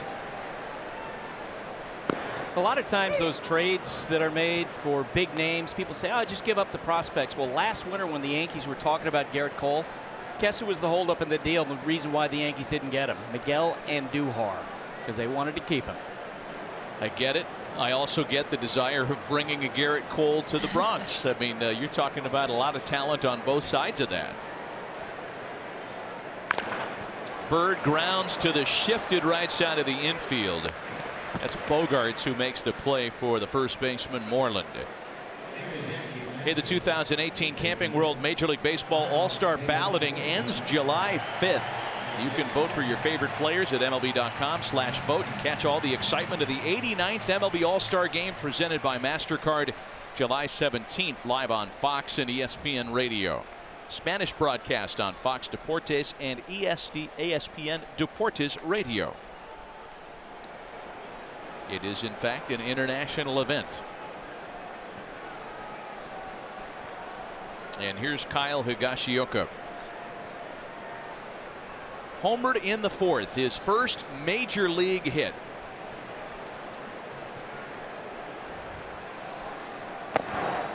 Hey!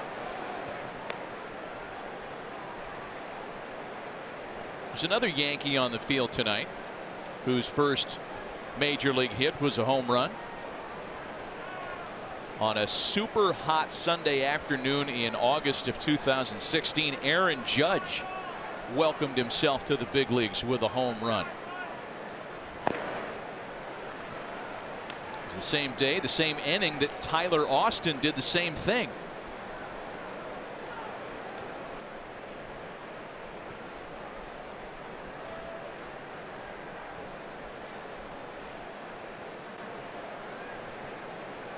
A ball and a strike to count to Higashioka.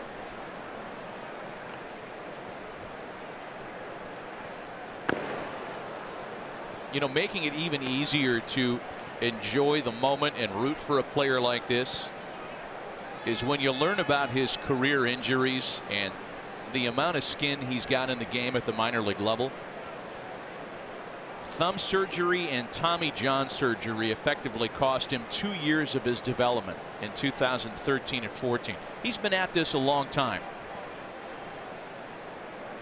To the opposite field as Betts circles under it to make the catch, and Andujar to 3rd. So let's relive the moment again. Take you back to the bottom of the 4th. What Higgy did is be able to turn on this pitch and ripped it down the line. This was a no-doubter, and you got to think about how much pressure he's had going back to last season, not having a hit. We talked about it, but to come out in a big way, the silent treatment in the dugout. To get that off his chest. And you could tell even just the last swing let loose. Half the stadium thought that one was out as well. Buster, you mentioned the trade potential for a guy like Garrett Cole involved with Miggy, with Andujar, and to me that's a tougher one. But I know that Brian Cashman has exercised great discipline with not trading away the Brett Gardners of the world, Cano, Sanchez, Judge, Torres. These are the guys that general managers are always asking for, and he's had great discipline. The one with Garrett Cole is a little different because you're getting youth for youth. And Garrett's 27 years old, Andujar's 27, but you control Cole to the year of 2020. So you get 3 years in the control of a frontline starter. That one, a bit more complicated. But it'll be interesting to see what assets he's willing to give up, and you would assume that they're going to get a starting pitcher. But for example, right now, they're talking with the Toronto Blue Jays about Jay Happ, who I think is the #1 starter on the board at the moment. It'll be interesting to see if the Yankees relent, pay the extra 10, 20% to get Happ off the board and improve their rotation. Well, there are a few on your potential trade target board, Buster. Yeah, and look, I'm sure they've made the calls to the Giants about Bumgarner, to the Mets about DeGrom, but these are the guys that they might be working through. Jay Happ, Kyle Gibson of the Twins, Cole Hamels of the Rangers, Michael Fulmer of the Tigers, Matthew Boyd of Detroit. Some of those aren't quite available yet, but the expectation is, among a lot of teams, if you're willing to take on money, you might be rewarded for patience. But in the case of Jay Happ, as probably the best pitcher available, you better not be patient. 2 balls and 2 strikes to Brett Gardner. Well, we had this discussion last week when talking about the closer game and how the Washington Nationals have acted quickly the last few years. How the Seattle Mariners jumped on Jesus Colome early in May, as a matter of fact, before the market was even thought to be open.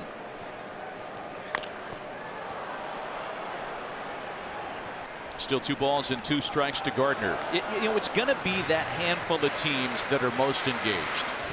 Well, and the expectation among executives is that the Red Sox and the Yankees will be the most engaged because of what is at stake in winning the American League East. And they think that, you know, the Red Sox don't have as many prospects to deal. They have less payroll flexibility. But David Dombrowski, their team president, said yesterday that the luxury tax is not a deterrent for Boston in making deals.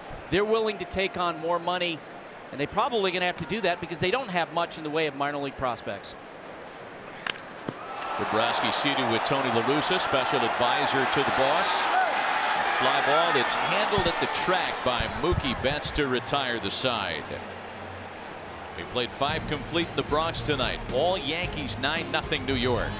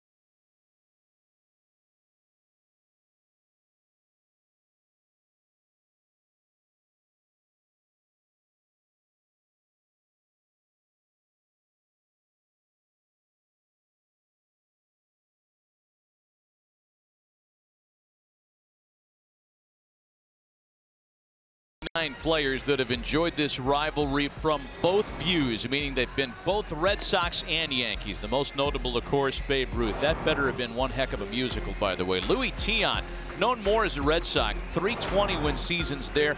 Wade Boggs, 5 batting titles in Boston, a World Series ring in New York. Roger Clemens, 4 Cy Youngs in Boston, 2 World Series championships in New York. Johnny Damon won the Commissioner's Trophy in both uniforms. And we say there's 229 that have seen time in both uniforms. Among the current players, Steve Pearce, the 229th, having been acquired by the Red Sox this week. Andrew Benintendi swats the first pitch to second base. Then there's one away. For my money, at least in recent vintage, Clemens and Boggs were the two that really twisted at Red Sox Nation. And I think it was Boggs that got to Red Sox fans more, because for Clemens, there was the brief layover in Toronto. It wasn't the direct commuter flight right from one market to the other. The Boggs one really bugged Red Sox fans, at least the ones in my family. I don't know, Johnny Damon, and maybe that's just more modern for me, but I just felt like the success that he had and just the passion and to switch over. And it makes sense, I guess, you know, from money standpoint, and still two great teams, but that one was hard. And I'm not even a fan of either. JD Martinez running hard, smelled the base hit, but a good play at third cost him that chance, and there are two gone. Nice play here by Andujar. Good jump on this ball. Catches it, throws it very nicely. Nice rhythm. Very difficult throw. The tough part is not the catch, is the throw. Accurate, strong, straight. Two quick outs now for Mitch Moreland. Only one Boston hit tonight, and that was Benintendi's two-out single in the third. You won't find a better teammate and better player in the clutch than Johnny Damon. He completely transformed our clubhouse from an older kind of Goldman Sachs kind of bunch of boring guys. When him and AJ and Swisher came over, they were just such an exact mix of what this clubhouse needed. It was awesome. 1-1 to Moreland is fouled away. Alex, did you feel like that the portrayal of the Yankees clubhouse as being stiff and corporate was accurate for a time? Well, if it resembled me, absolutely. But I think for the most part, you had a bunch of professional guys like Jeter and Pettit and Mariano and Joe Torre's legacy was all about being professional. And I thought when those guys came over, AJ, Johnny Damon, they were just a bunch of loose guys. Moreland lines to right, and Judge is going to let it check up for a base hit. And Buster, for us, it was exactly what the team needed, the clubhouse needed, and of course it helps when Brian Cashman and Hal Steinbrenner open up the wallet and bring up CeCe Sabathia, Mark Teixeira, and AJ Burnett. Almost $500 million of investment by the Steinbrenner family. What did Sabathia bring? Because that was part of the selling point that Brian Cashman had when they were talking with CC. Hey, we want you to come over and help to transform the clubhouse. I thought it was a perfect mix because Johnny Damon and AJ brought talent and fun. CC brought stability and being the #1 horse that can throw 250 innings, can win 15 to 20 games, but can pitch 1, 4, and 7 is exactly what he did for the Yankees to bring number 27 back to New York.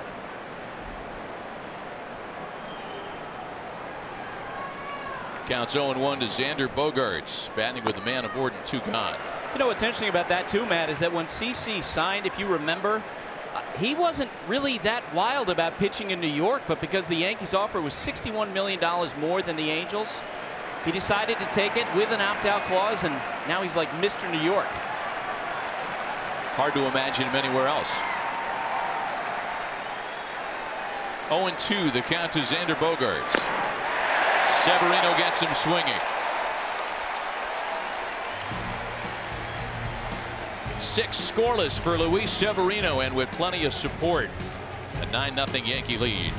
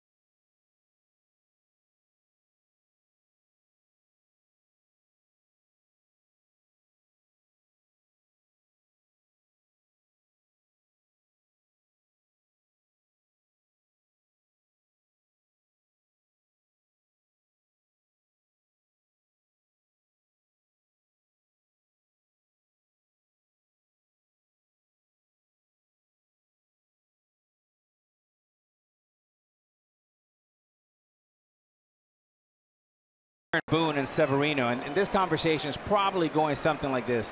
All right, big boy, you already got 6 in. Why don't you just take it in? You've done well. Next starts in 5 days. No, Poppy, I got 1 more inning on me. I got 1 more inning.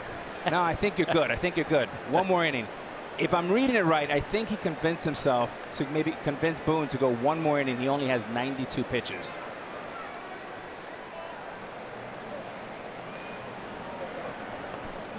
Bottom of the 6th inning, meanwhile, top of the order here for the Yankees and Aaron Hicks, who has gone deep twice. Hicks, Judge, and Stanton. Well, we know this about what Severino's done tonight so far.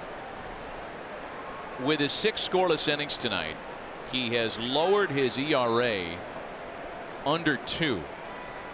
The last time a Yankee pitcher, starter that is, had an ERA under 2 as late as July 1st, it was Phil Niekro in 1984 for a not particularly terrific version of the New York Yankees. That hit him. Or did it? Maybe not.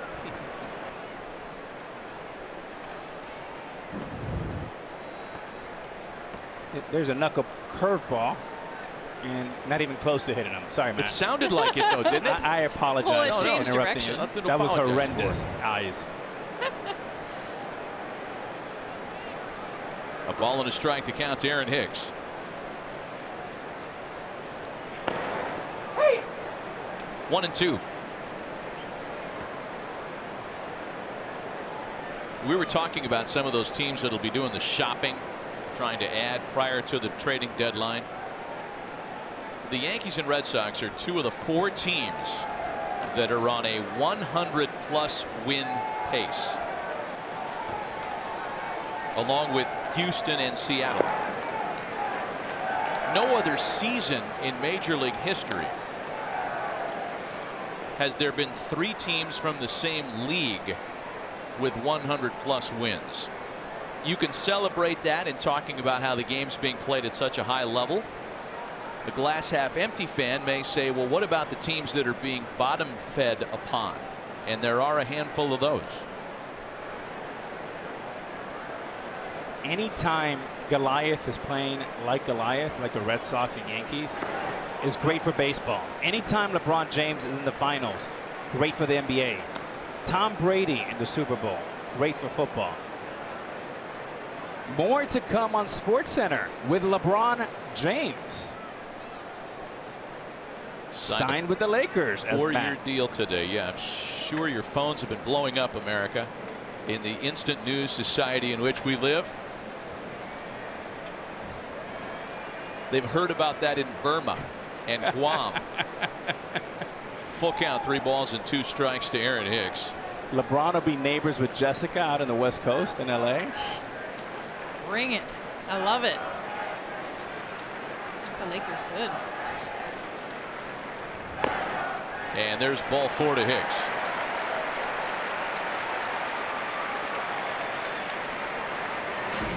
Sunday Night Baseball on ESPN, presented by Taco Bell, is brought to you by LG OLED TV with AI Thin Q. And State Farm. Talk to an agent today at 800 State Farm.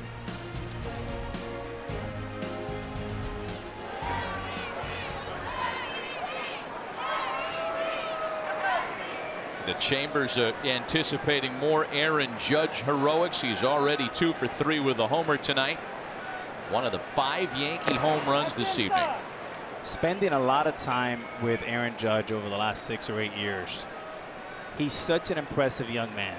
He's adopted by his parents, Wayne and Patty, both educators, both retired. So Judge told me just a couple of days ago they get to fly out here at least once per month, which makes him obviously with another rocket. Oh my goodness. I mean, he almost took out his old college teammate's face with that one.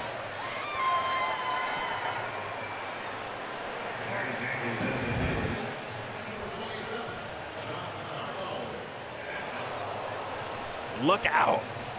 Oh. Oh, Aaron Judge has hit 3 rockets tonight. So both parents are educators. Both retired, so they get to come out here from the West Coast often.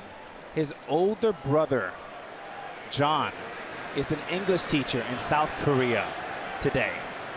So you think about all the educators, it makes a great deal of sense that this young man is so grounded.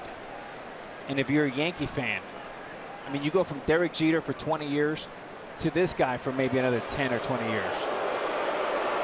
Pretty awesome. And aboard after his second base hit off his old college teammate. Now it's Giancarlo Stanton, who's also 2 for his first 3 tonight.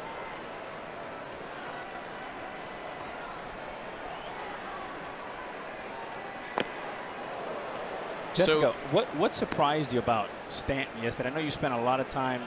We were talking to him a little bit. I was really impressed with his approach and how he was talking to us. Did anything jump out at you that you think is going to help him turn a corner and have a big second half?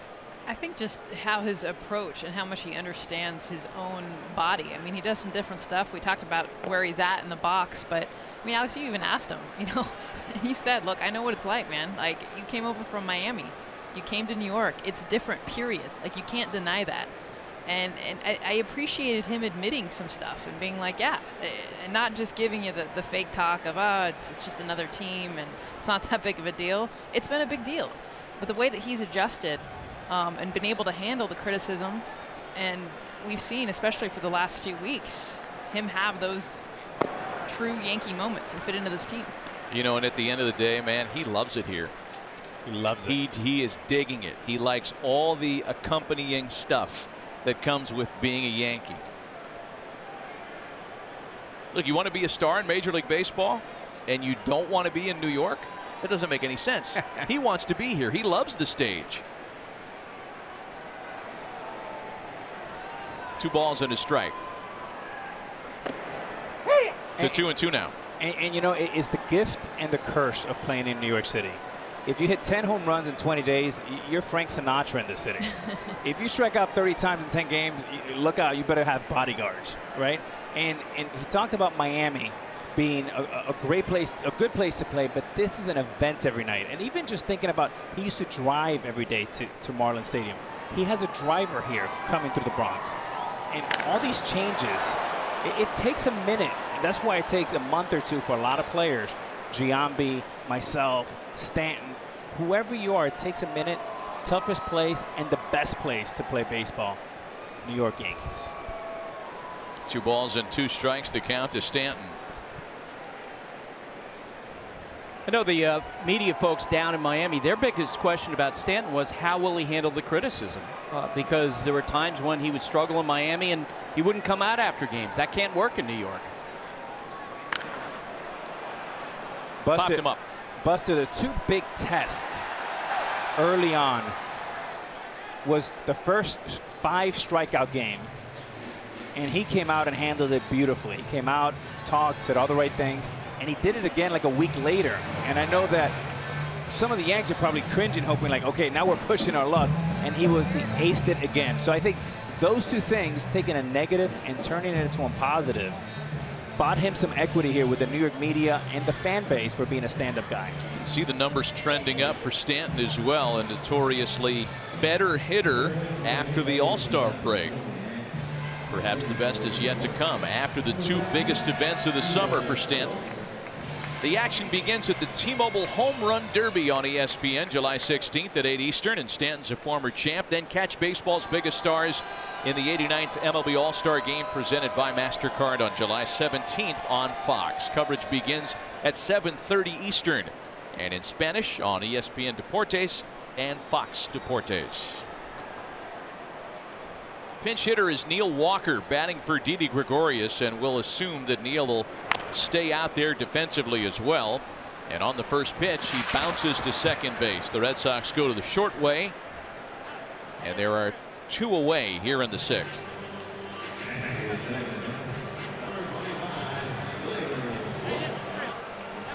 Alex, how did you handle it when you came here? I mean, you came from Texas. You talked about being able to relate to Stanton and talk to him about it, but what was your approach? I mean, you mentioned you struggled in the beginning.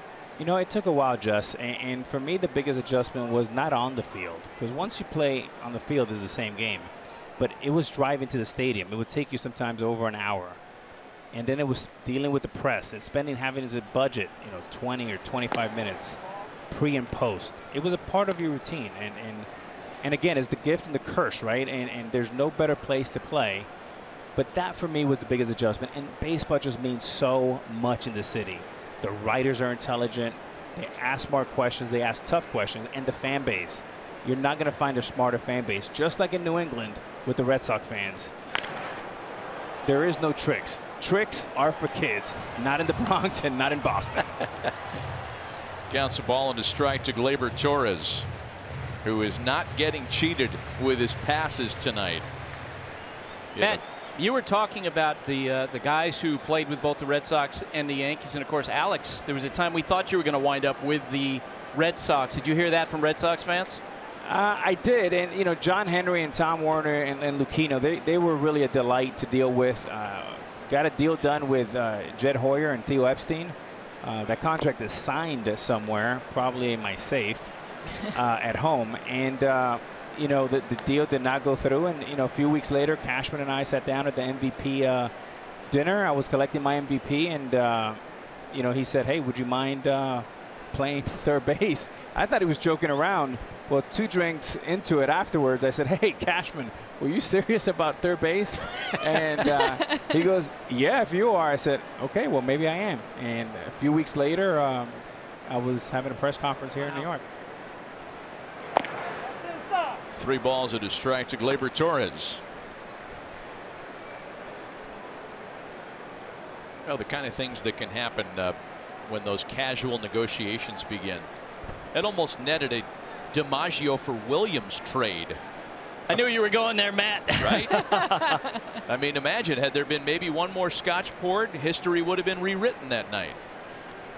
As the story goes, I think there were plenty of Scotch poured, but the next day, one of the two, and I can't remember which of the 2 owners, went back and said, "Hey, remember that agreement we had last night?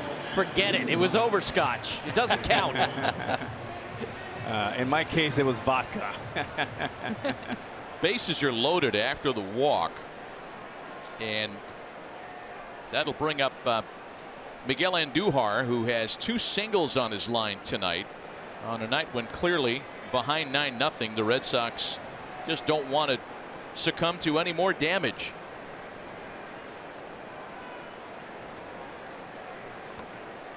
It's been an important night for Andujar, who had cooled off at the start of the evening. Hot shot to third as Devers goes the short way to retire the side without a score. Bases are left loaded. We played 6 complete. Still a 9-0 Yankee lead.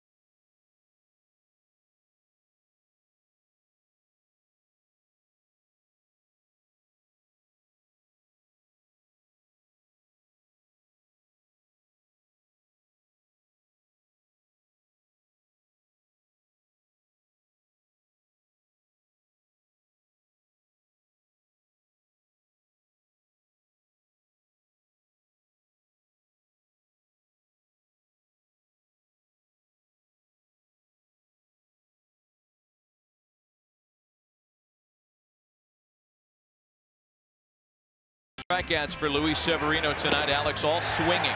Showing off why he's got maybe the best stuff in the American League. Fastball, slider, changeup, slider, and one more. Filth.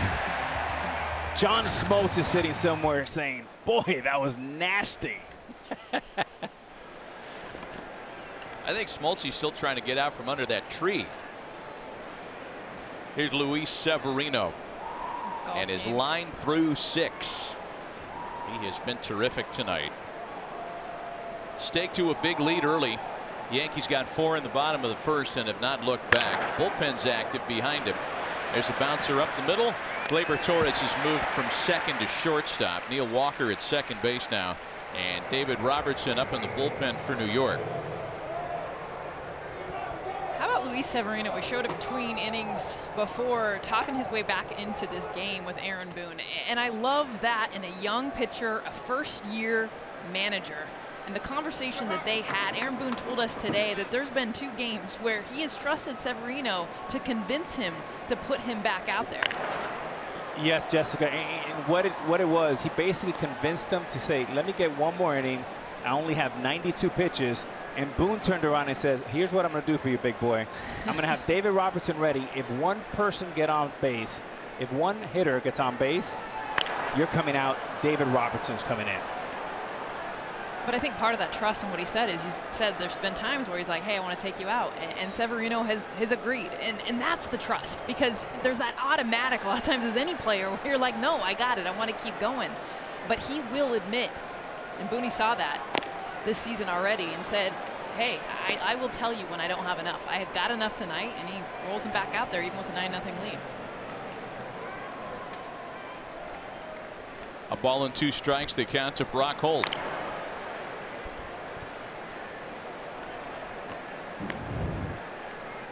Here's a conversation, Jessica, and they're going back and forth. They're doing a little debating here. Manager wants him to go out. Severino wants in. They compromise. He goes, the minute you get to 100 or the minute that one hitter gets on base, you're coming out. Severino says, okay, Poppy. You need to make little bubbles. You're putting in, writing in exactly what they're saying. Ball finds Neil Walker, the new second baseman. By the way, we're in the 7th inning, and that last pitch was 100 miles an hour from Luis Severino. This is the realigned Yankee defense. And it's really just up the middle with Torres moving from second to shortstop and Neil Walker taking over at second. That's going to be all for Severino tonight. 6 2/3 of shutout baseball. 6 strikeouts. Luis Severino has not yielded a run in his last 2+ starts. And the Yankee machine firing on all cylinders tonight in the Bronx.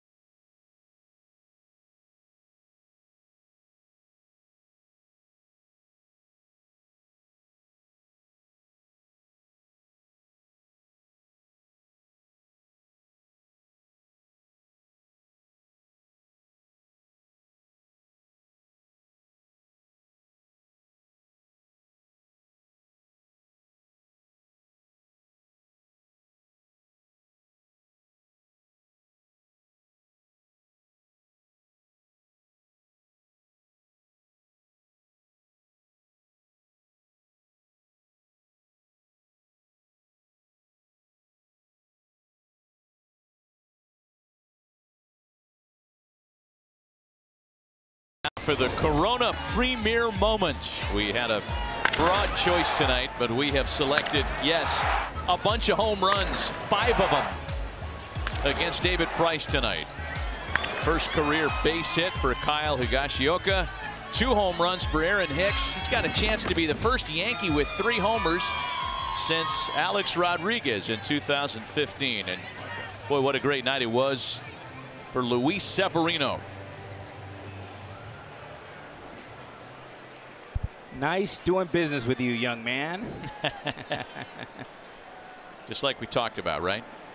It's been nice doing business with the Yankee bullpen of late. Since May 25th, this group has amassed a league best 1.55 ERA. Christian Vasquez greets David Robertson, and it's a 1-pitch end. Had some razzle-dazzle out there in the outfield. A 1-pitch end to the top of the 7th. Stretching in the Bronx, 9-0 Yankees.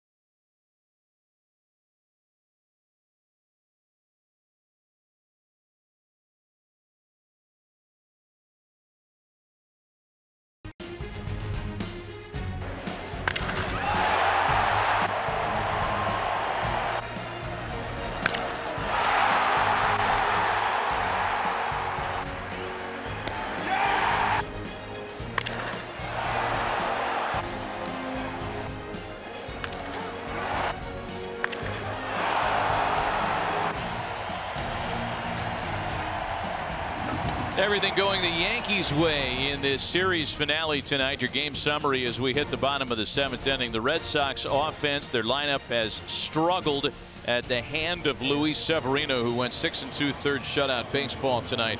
And the Yankee lineup alive and well. 5 home runs for the 3rd time this season, including a pair by Aaron Hicks. Boston into the bullpen for the 2nd time tonight as right-hander Brandon Workman takes over in the last of the 7th. And a lot of changes behind him. We'll post you on those in a moment. Workman here gets the bottom of the Yankee order. Byrd, Higashioka, and Gardner for New York.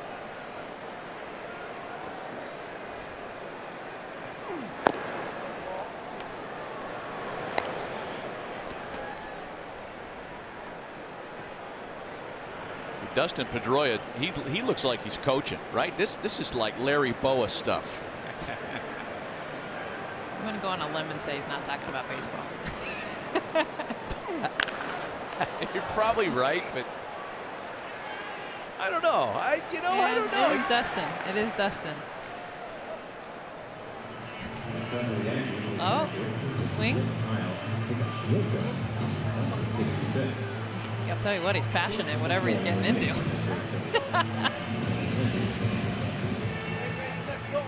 What do you got? What are you translating? Come on, Alex did it earlier with Severino and Booney. What do you got on Pedroia? I'm trying to like assign a story to all these theatrics.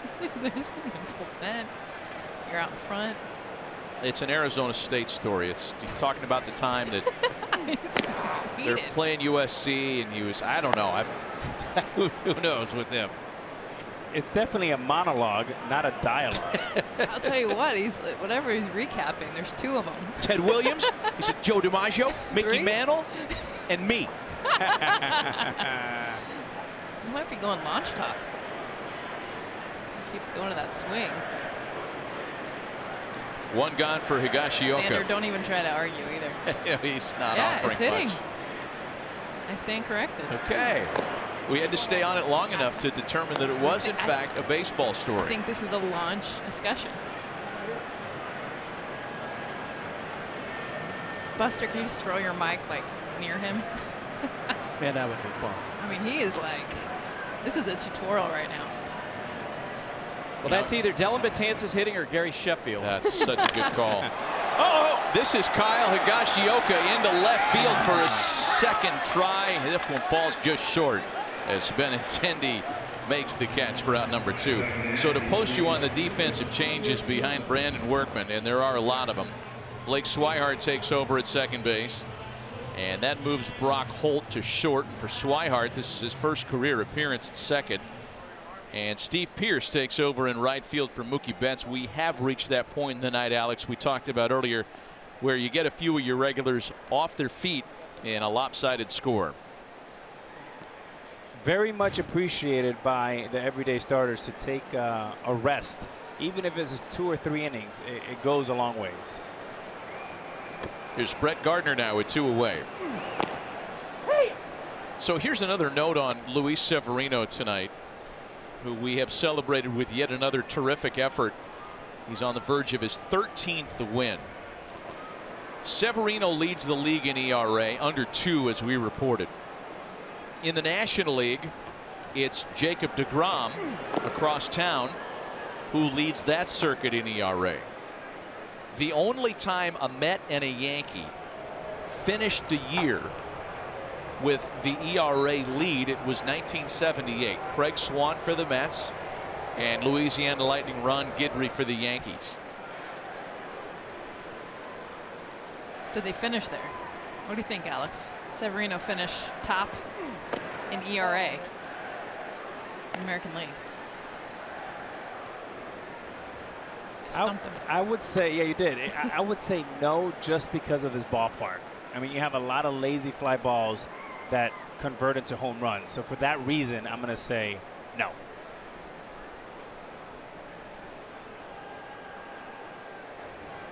Two balls and a strike. The count to Brett Gardner. I think Chris Sale's going to give him a run for his money. Well, Chris Sale's on this list, and so is Max Scherzer and deGrom. Most starts allowing 1 run or fewer since the start of last year. This is current, including tonight. It's Luis Severino atop the pack.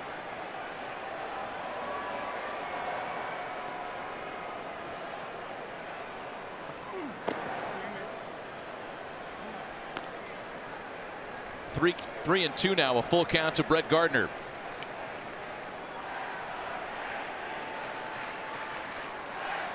There really has not been a lot to get excited about tonight if you're a Red Sox fan. New York flipping the script on what happened here last night when Boston just ran away and it was never in doubt. Workman on it to wrap up the side in order in the 7th. Still going. Yes, get him. He is fired up. Hit the ball on top. Don't get under it. That's what he's saying. During the course of the game experience, Sparta baseballs and bats may be thrown up in.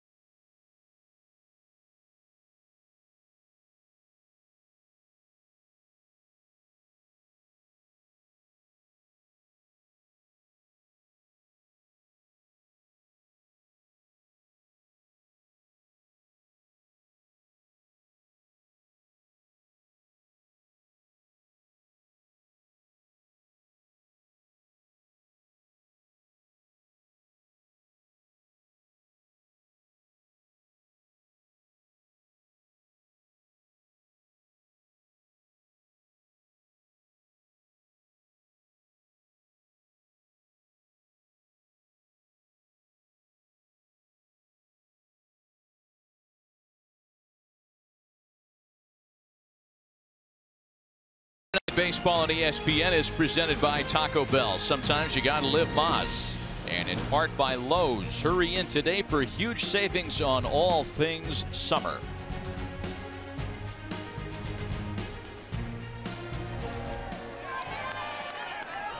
Isn't that cute? A Red Sox fan and a Yankees fan, and they're here at the game together. Adorable. Show your face on that. That just would have bugged me so much. Sarcasm. If I left to go to the ballpark as a Yankee fan and my wife or girlfriend had the audacity to wear the other shirt. Come on. She's a fan. I'd do it. David Robertson back to work as we showed you David's numbers a moment ago. He had a 1-pitch end to the 7th. So to try to do him justice, and deservedly so, he's been a part of a very good bullpen of late. Jackie Bradley Jr. leads it off. Hey, a reminder, next Sunday, Carl Ravitch, Mark Teixeira, David Ross, and Tim Kirkjian reveal the American and National League All-Star teams at 7 Eastern on ESPN. The Camping World All-Star Selection Show also streams live on the ESPN app. Through the most recent round of voting results, there was only one American League team that had multiplayer representation among the leading vote getters, and that is the Boston Red Sox, with JD Martinez and Mookie Betts leading in right and at DH respectively. But there's a lot of representation. Of the 9 positions, 8 teams represented in the American League.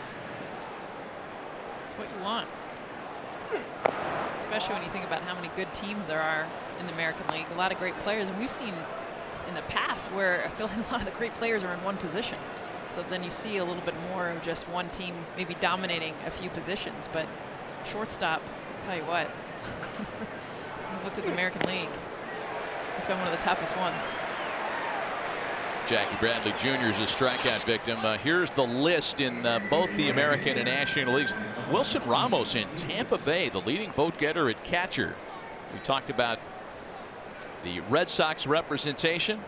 with Betts and Martinez. Aaron Judge leading vote getter in the outfield. There's 3 outfield spots. Oh, okay.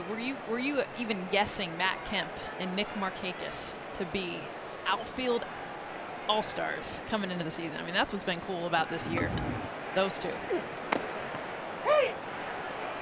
Terrific range of experience there, right? With the rookie Ozzie Albies and then some of the veteran guys you mentioned like Nick Markakis and Matt Kemp. Here's Steve Pearce making his first plate appearance of the game. The last time the Yankees had only one All-Star, it was 1992. And Roberto Kelly was the one guy representing the franchise. It just doesn't happen that the Red Sox or Yankees have anything less than a handful of guys every year.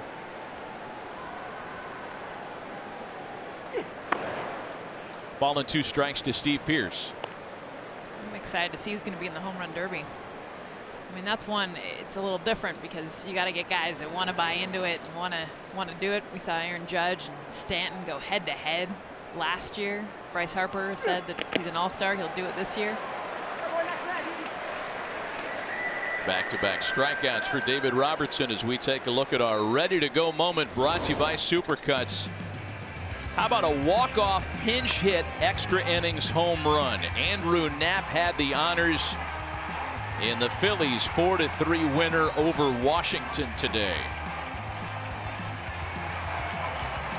The Phillies have given the Nationals a run for their money as we watched firsthand last weekend. A pitching change as David Robertson is pulled with 2 out and the base is empty in the 8th. A 9-0 Yankee lead. Enter Dellin Betances. We'll be right back.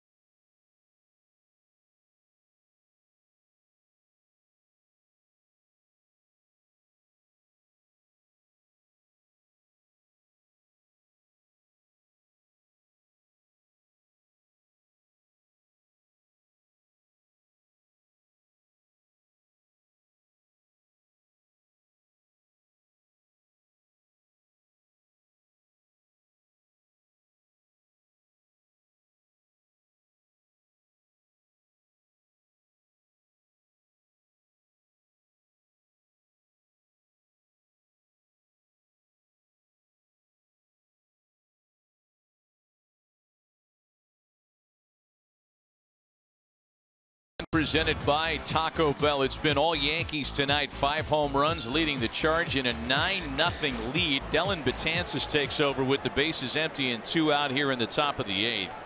And a lot of what we discussed earlier regarding the Yankees' terrific bullpen work of late is because Dellin Betances has been as good as he's been throughout his career most recently. Last 14 appearances, he's allowed only 1 hit with 24 strikeouts and has an active 14-inning scoreless streak alive tonight. I'll tell you what, Matt, when he is on, he is one of the top 5 relievers in the game. And Alex, you talked about this earlier. I mean, the Yankees, yeah, they got a great bullpen, but they got 4 dudes in this bullpen that could close for any team. Dellin Betances has been one of those for a long time. Their 8th-inning guy. Indeed, and he's been phenomenal, historic in his first 4 to 5 years in the major leagues. It's been amazing. If you look at a guy like him, he's one guy that he's so good. Sometimes I think they overlook him, and I think people sometimes just take him for granted because he was so good so early. 2 balls and 2 strikes to Andrew Benintendi, who has one of the 2 Boston hits tonight. 2 singles. A base hit by Benintendi in the 3rd, and one by Mitch Moreland in the 6th.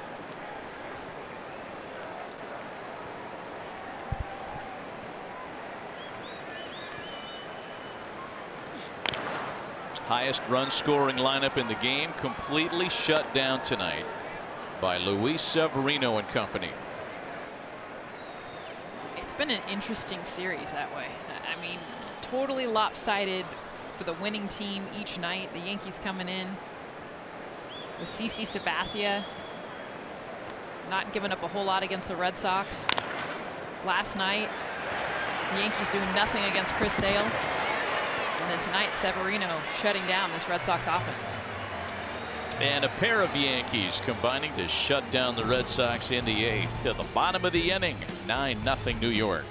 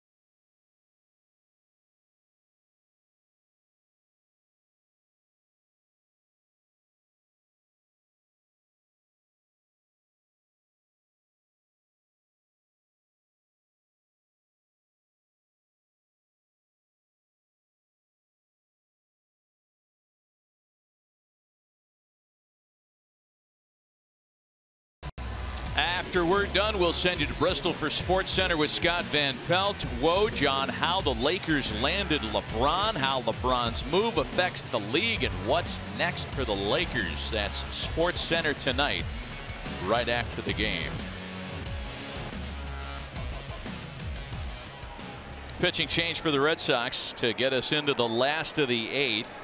Right-hander Hector Velazquez takes over on the mound. He finished out last night's win, and perhaps will do the same under different circumstances here tonight.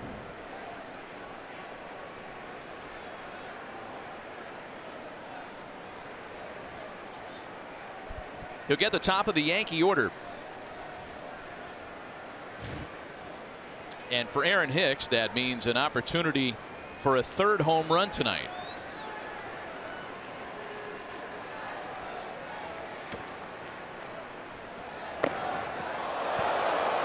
Guy goes deep twice, and he's made to move his feet as he digs back in again.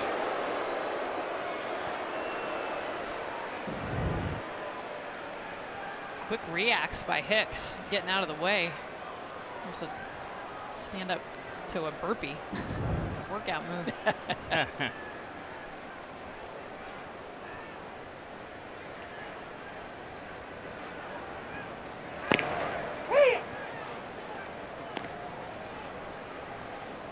Home runs number 12 and 13 for Aaron Hicks tonight. Aaron Judge waiting next, and then Stanton here in the 8th.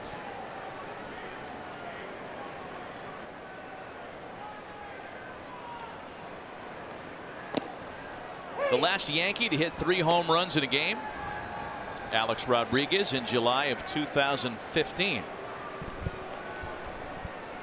Long time ago. It's only 3 years ago, actually. That really wasn't that long ago. At Minnesota. Oh, here we go. My memory's coming back. Brandon Drury is in the hold behind Aaron Judge. He'd bat for Stanton. Let's take you back to both of the long balls for Hicks, with 1 out and a man on in the 2nd. And then he got David Price again in the 4th. That was the last batter Price would face tonight. 5 homers all told, all against the Boston starter.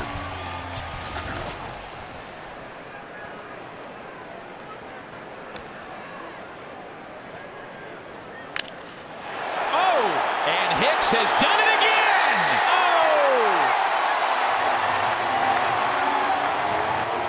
Oh, move over, Alex Rodriguez.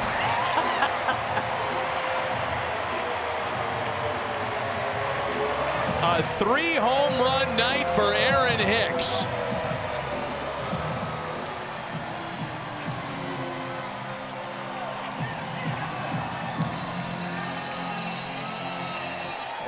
Another terrific swing by Aaron Hicks. There's the swing, cocks that front leg, and then takes that back knee right down to the ground. Swings down, and the ball goes up to the 2nd deck.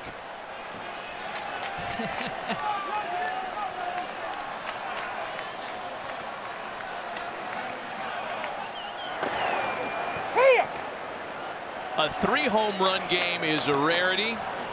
A 3-home run game for a Yankee against the Red Sox is a super rare accomplishment.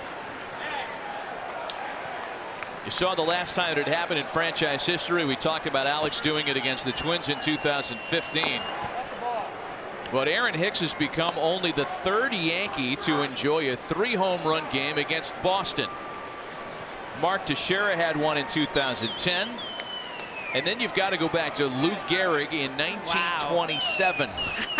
Wow.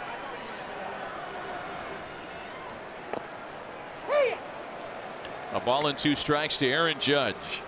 We talked about John Smoltz being a great golfer, but it's atypical for a position player like Aaron Hicks to be a scratch golfer. One of the best golfers in the game. And tonight, he's got some 4 and 6 and 7 irons out there. I think he broke out the driver in that last one. Does he golf right or left-handed?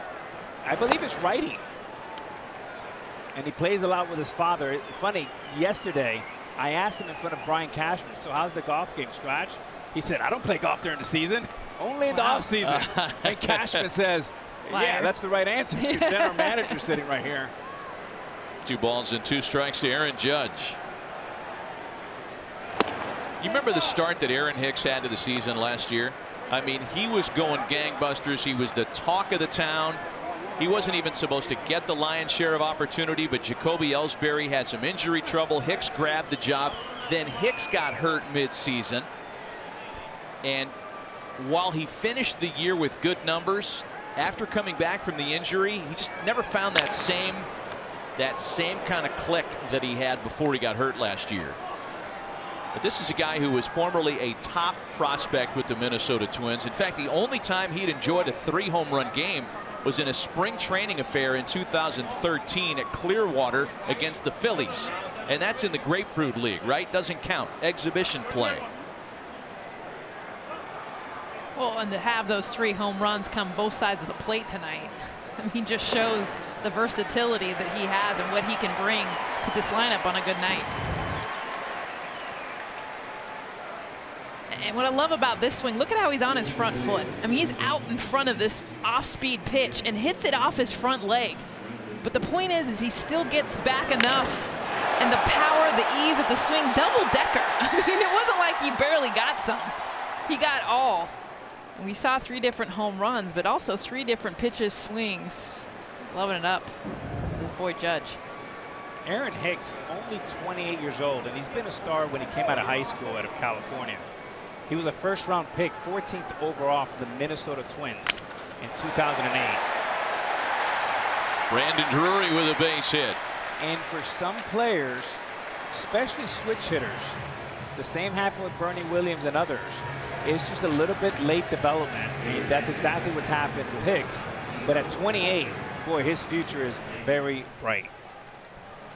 It has been a notable power night for the Yankees with 6 home runs, their first 6 home run game of the year. They're on a pace for a new major league record. That was a note that Alex mentioned when we went on the air 6 home runs ago. And for Kyle Higashioka, his first career hit, a home run earlier tonight. Here's Neil Walker now. And Walker takes a strike.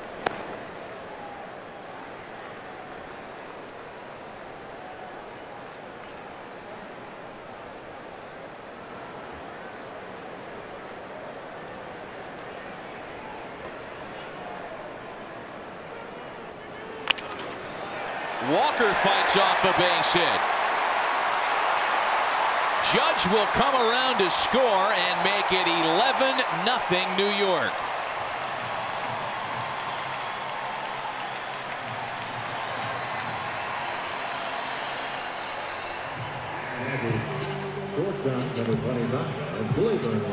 Reminder tomorrow at 7 Eastern on ESPN Plus.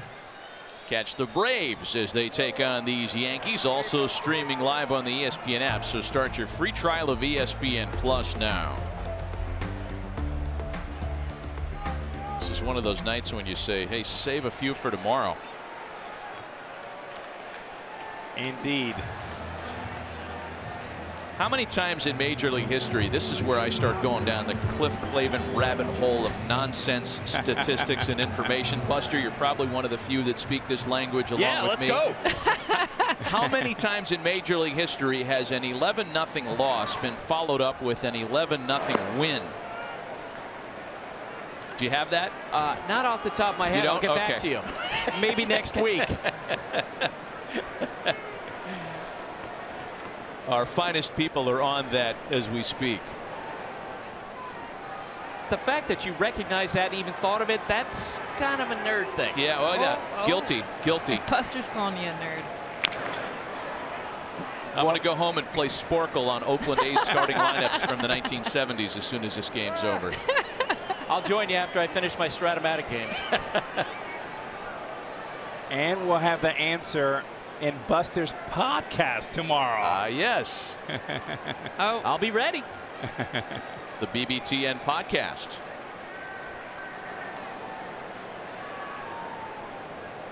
Join the BBT podcast for a live show on Monday, July 16th in Washington, D.C. Tickets are available at SeatGeek.com or the SeatGeek app. wow, it really is a secret. Bam. A ball and a strike to Gleyber Torres. He's so proud of himself right now. Not on the promo card, Buster, so I don't want to get too far ahead of myself here, but have we booked the guests for the live podcast? We're still working on that, I think, but Tim Kirkton is going to be there. Carl Rabbit will be there, and the great Sarah Langs, the researcher for ESPN, will be there. The brains behind the whole operation. I like it. 2 balls and 2 strikes to Gleyber Torres. And of course, the door's open for any one of you 3 to stop by. I'm in. Let's go. July 16th. SeatGeek.com. Book me a ticket. And Chapman's warming up. We might see a little fuego here. Chapman has thrown 2 pitches this year, the Yankee closer, at 1:05. Oh my gosh.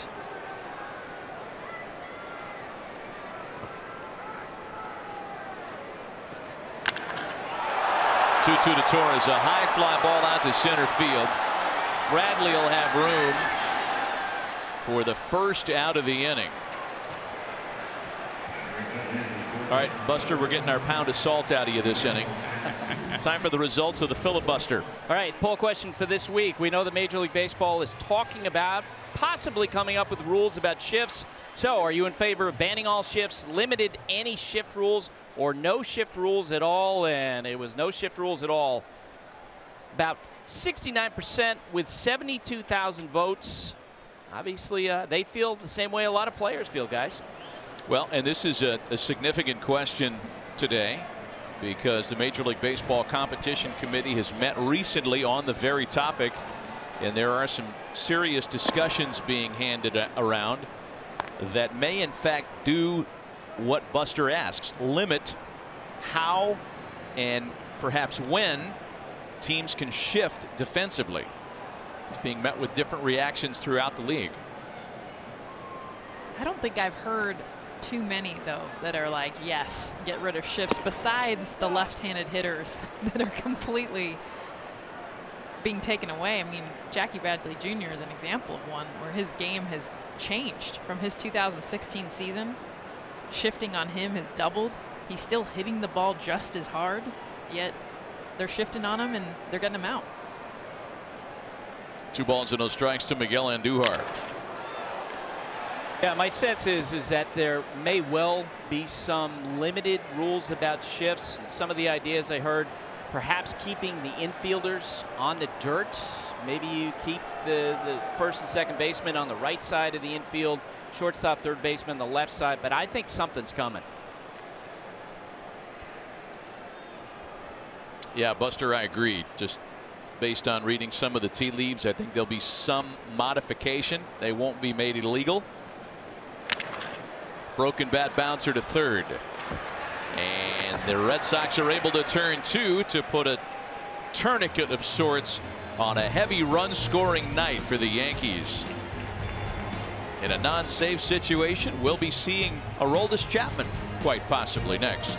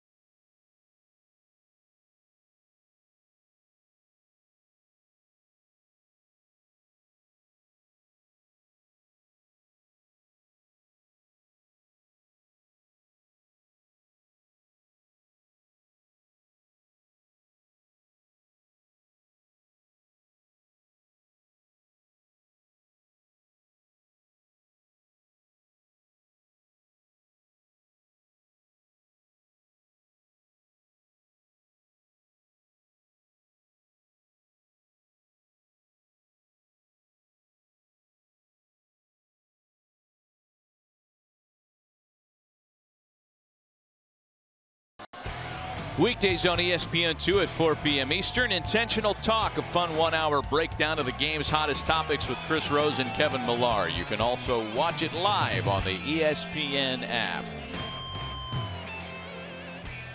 Well, not Aroldis Chapman. He was up just getting some work in, although he was peering into the home dugout as though he may have been expecting to come out and get that work on the game mound. Instead, Dellin Betances will be given the opportunity to finish in a lopsided scoring night. J.D. Martinez the first to face him. Martinez, Moreland, and Swihart the last pieces of business tonight.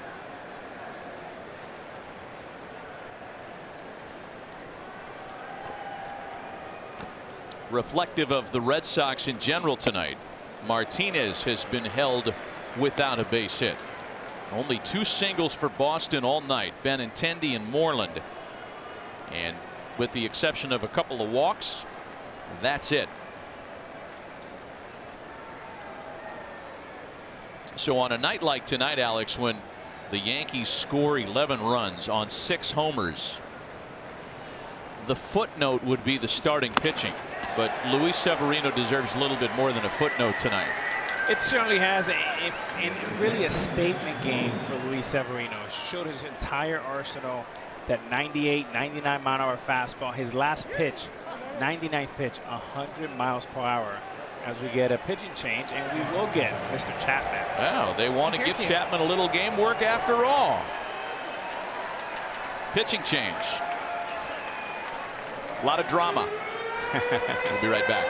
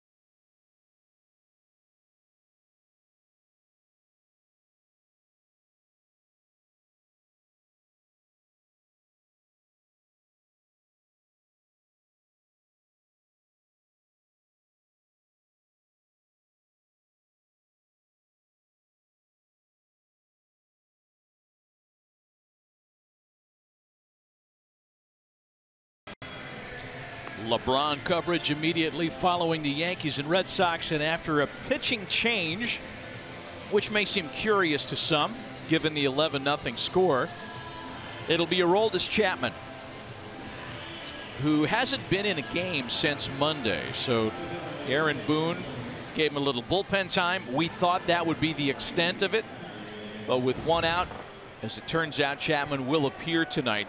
He has saved 23 of his 24 chances, an ERA of 1.29. He's been his old dominant self tonight, or rather this year, as Sandy Leon will pinch hit with 1 gone here in the 9th.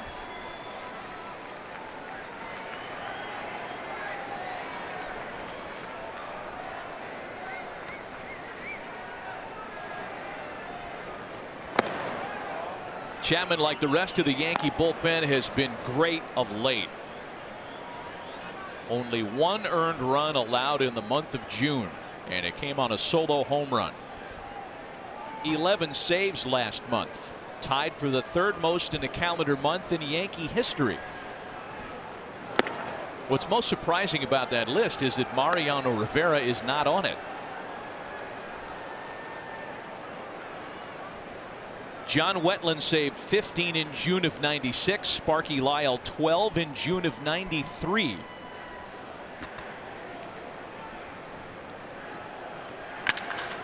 And Sandy Leon gets a ball into the corner in left.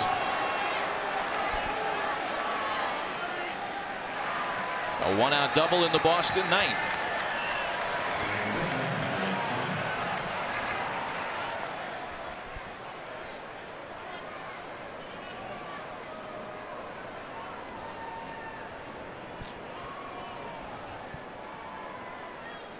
It's always a dangerous move when you pitch your closer in an 11-0 ball game. Their whole entire game is built on adrenaline. The fans going crazy, the music. And when you have a little bit of a spring training atmosphere like you may have right now, your concern is, number one, let's get some outs and let's get healthy and move on to tomorrow. That's always the fear when you bring in a guy of this caliber that means so much to this franchise. Here's Blake Swihart now. First plate appearance for him tonight. He came on defensively to make his first career appearance at second base earlier. He spits on a 102-mile-an-hour pitch, a ball and no strikes. He hasn't been under 100 yet.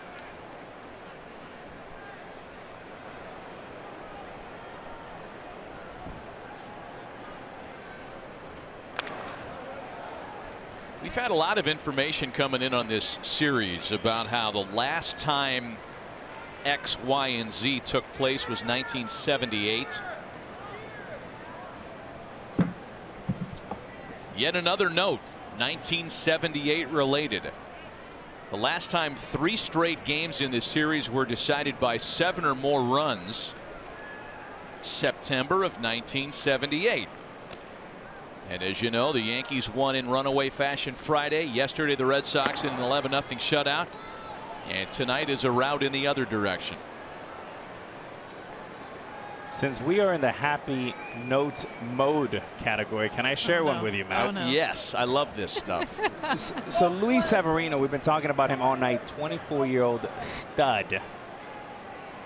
In 1985, there was another 20-year-old stud right here in Manhattan by the name of Dwight Gooden. Look at these numbers. 24-4, 1.53 ERA, 268 strikeouts, led the league in wins, ERA, and strikeouts, 16 complete games, 8 shutouts. And Mo behind you is smiling as his pretty guy. Good. Yeah, that's pretty good.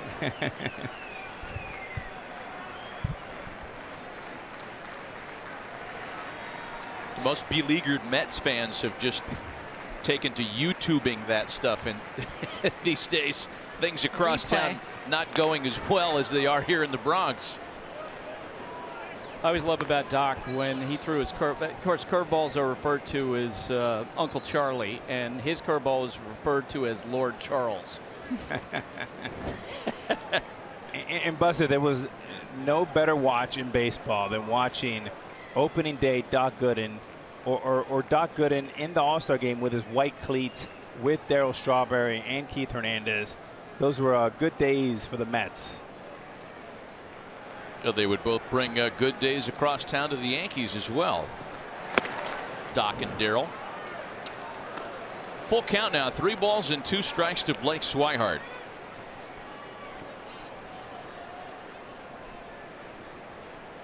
Mets haven't lost in July, though. Perhaps the start of some better things in Flushing, Queens. Full count, 3 balls and 2 strikes. Runner aboard with 1 gone in the 9th. Tapper to third, and Duhar makes a fancy play. Throw to first is too late. And Swihart will be credited with an infield single.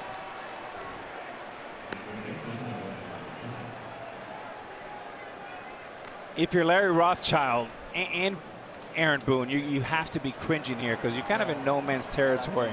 You want to get Chapman some work, which is a right call, but now he's a little bit of a bind, and before you know it, this nice outing to get 2 outs can convert into 25 or 30 pitches. That would be a nightmare because then perhaps he's not even available tomorrow against the Braves.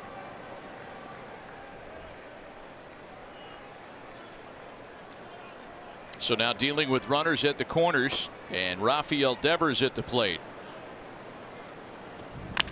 Devers homered against Chapman last year.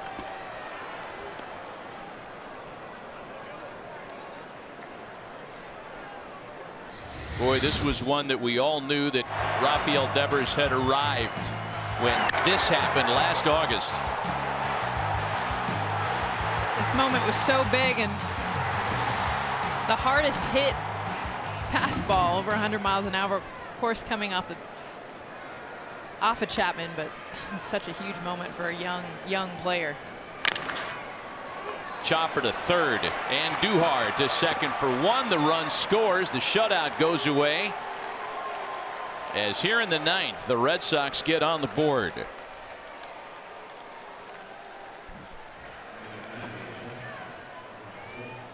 You know, you never assume, you know what happens there, but if we can safely assume the Yankees will salt this one away for the win. The standings in the AL East, a one-game story in a two-horse race. It'll be all knotted up at the conclusion of play tonight.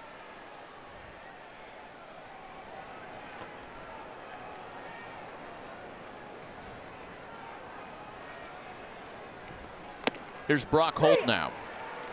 We mentioned it earlier that the Red Sox and Yankees have been 1-2 in some way, shape, or form in the division, and separated by no more than 2 games since May 2nd.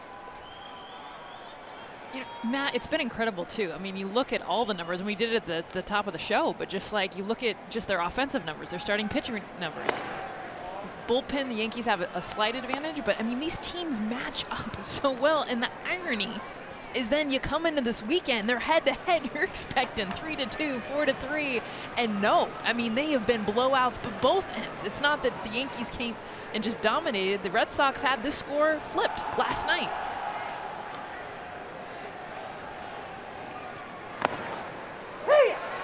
Boston down to its final strike tonight. If you're watching Friday night's game, you're convinced the Yankees after CC Sabathia are world champs. If you watch last night's game, you're convinced the Red Sox are going to be world champs, and so on and so forth.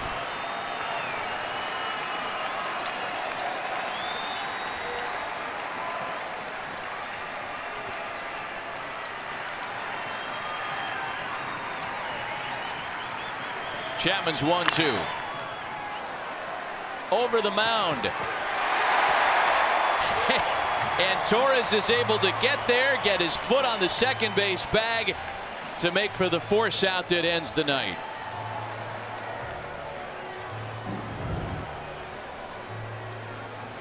On a night when we had a lot of loud contact, that's actually a glove tap that ends the night in the Bronx. A resounding 11-1 win for the Yankees, who take 2 out of 3 in the series. The AL East all even at the conclusion of this weekend of play, set for a season-long race that's going to make for a lot of fun this summer and is likely to go right down to the wire. 11-1 the final score tonight as the Yankees take 2 out of 3. Tomorrow night, 7 Eastern, Red Sox and Nationals. For Alex Rodriguez, Jessica Mendoza, and Buster Olney, Matt Vasgersian saying thanks for watching. Let's send you to Sports Center with Scott Van Pelt. The latest on LeBronapalooza next.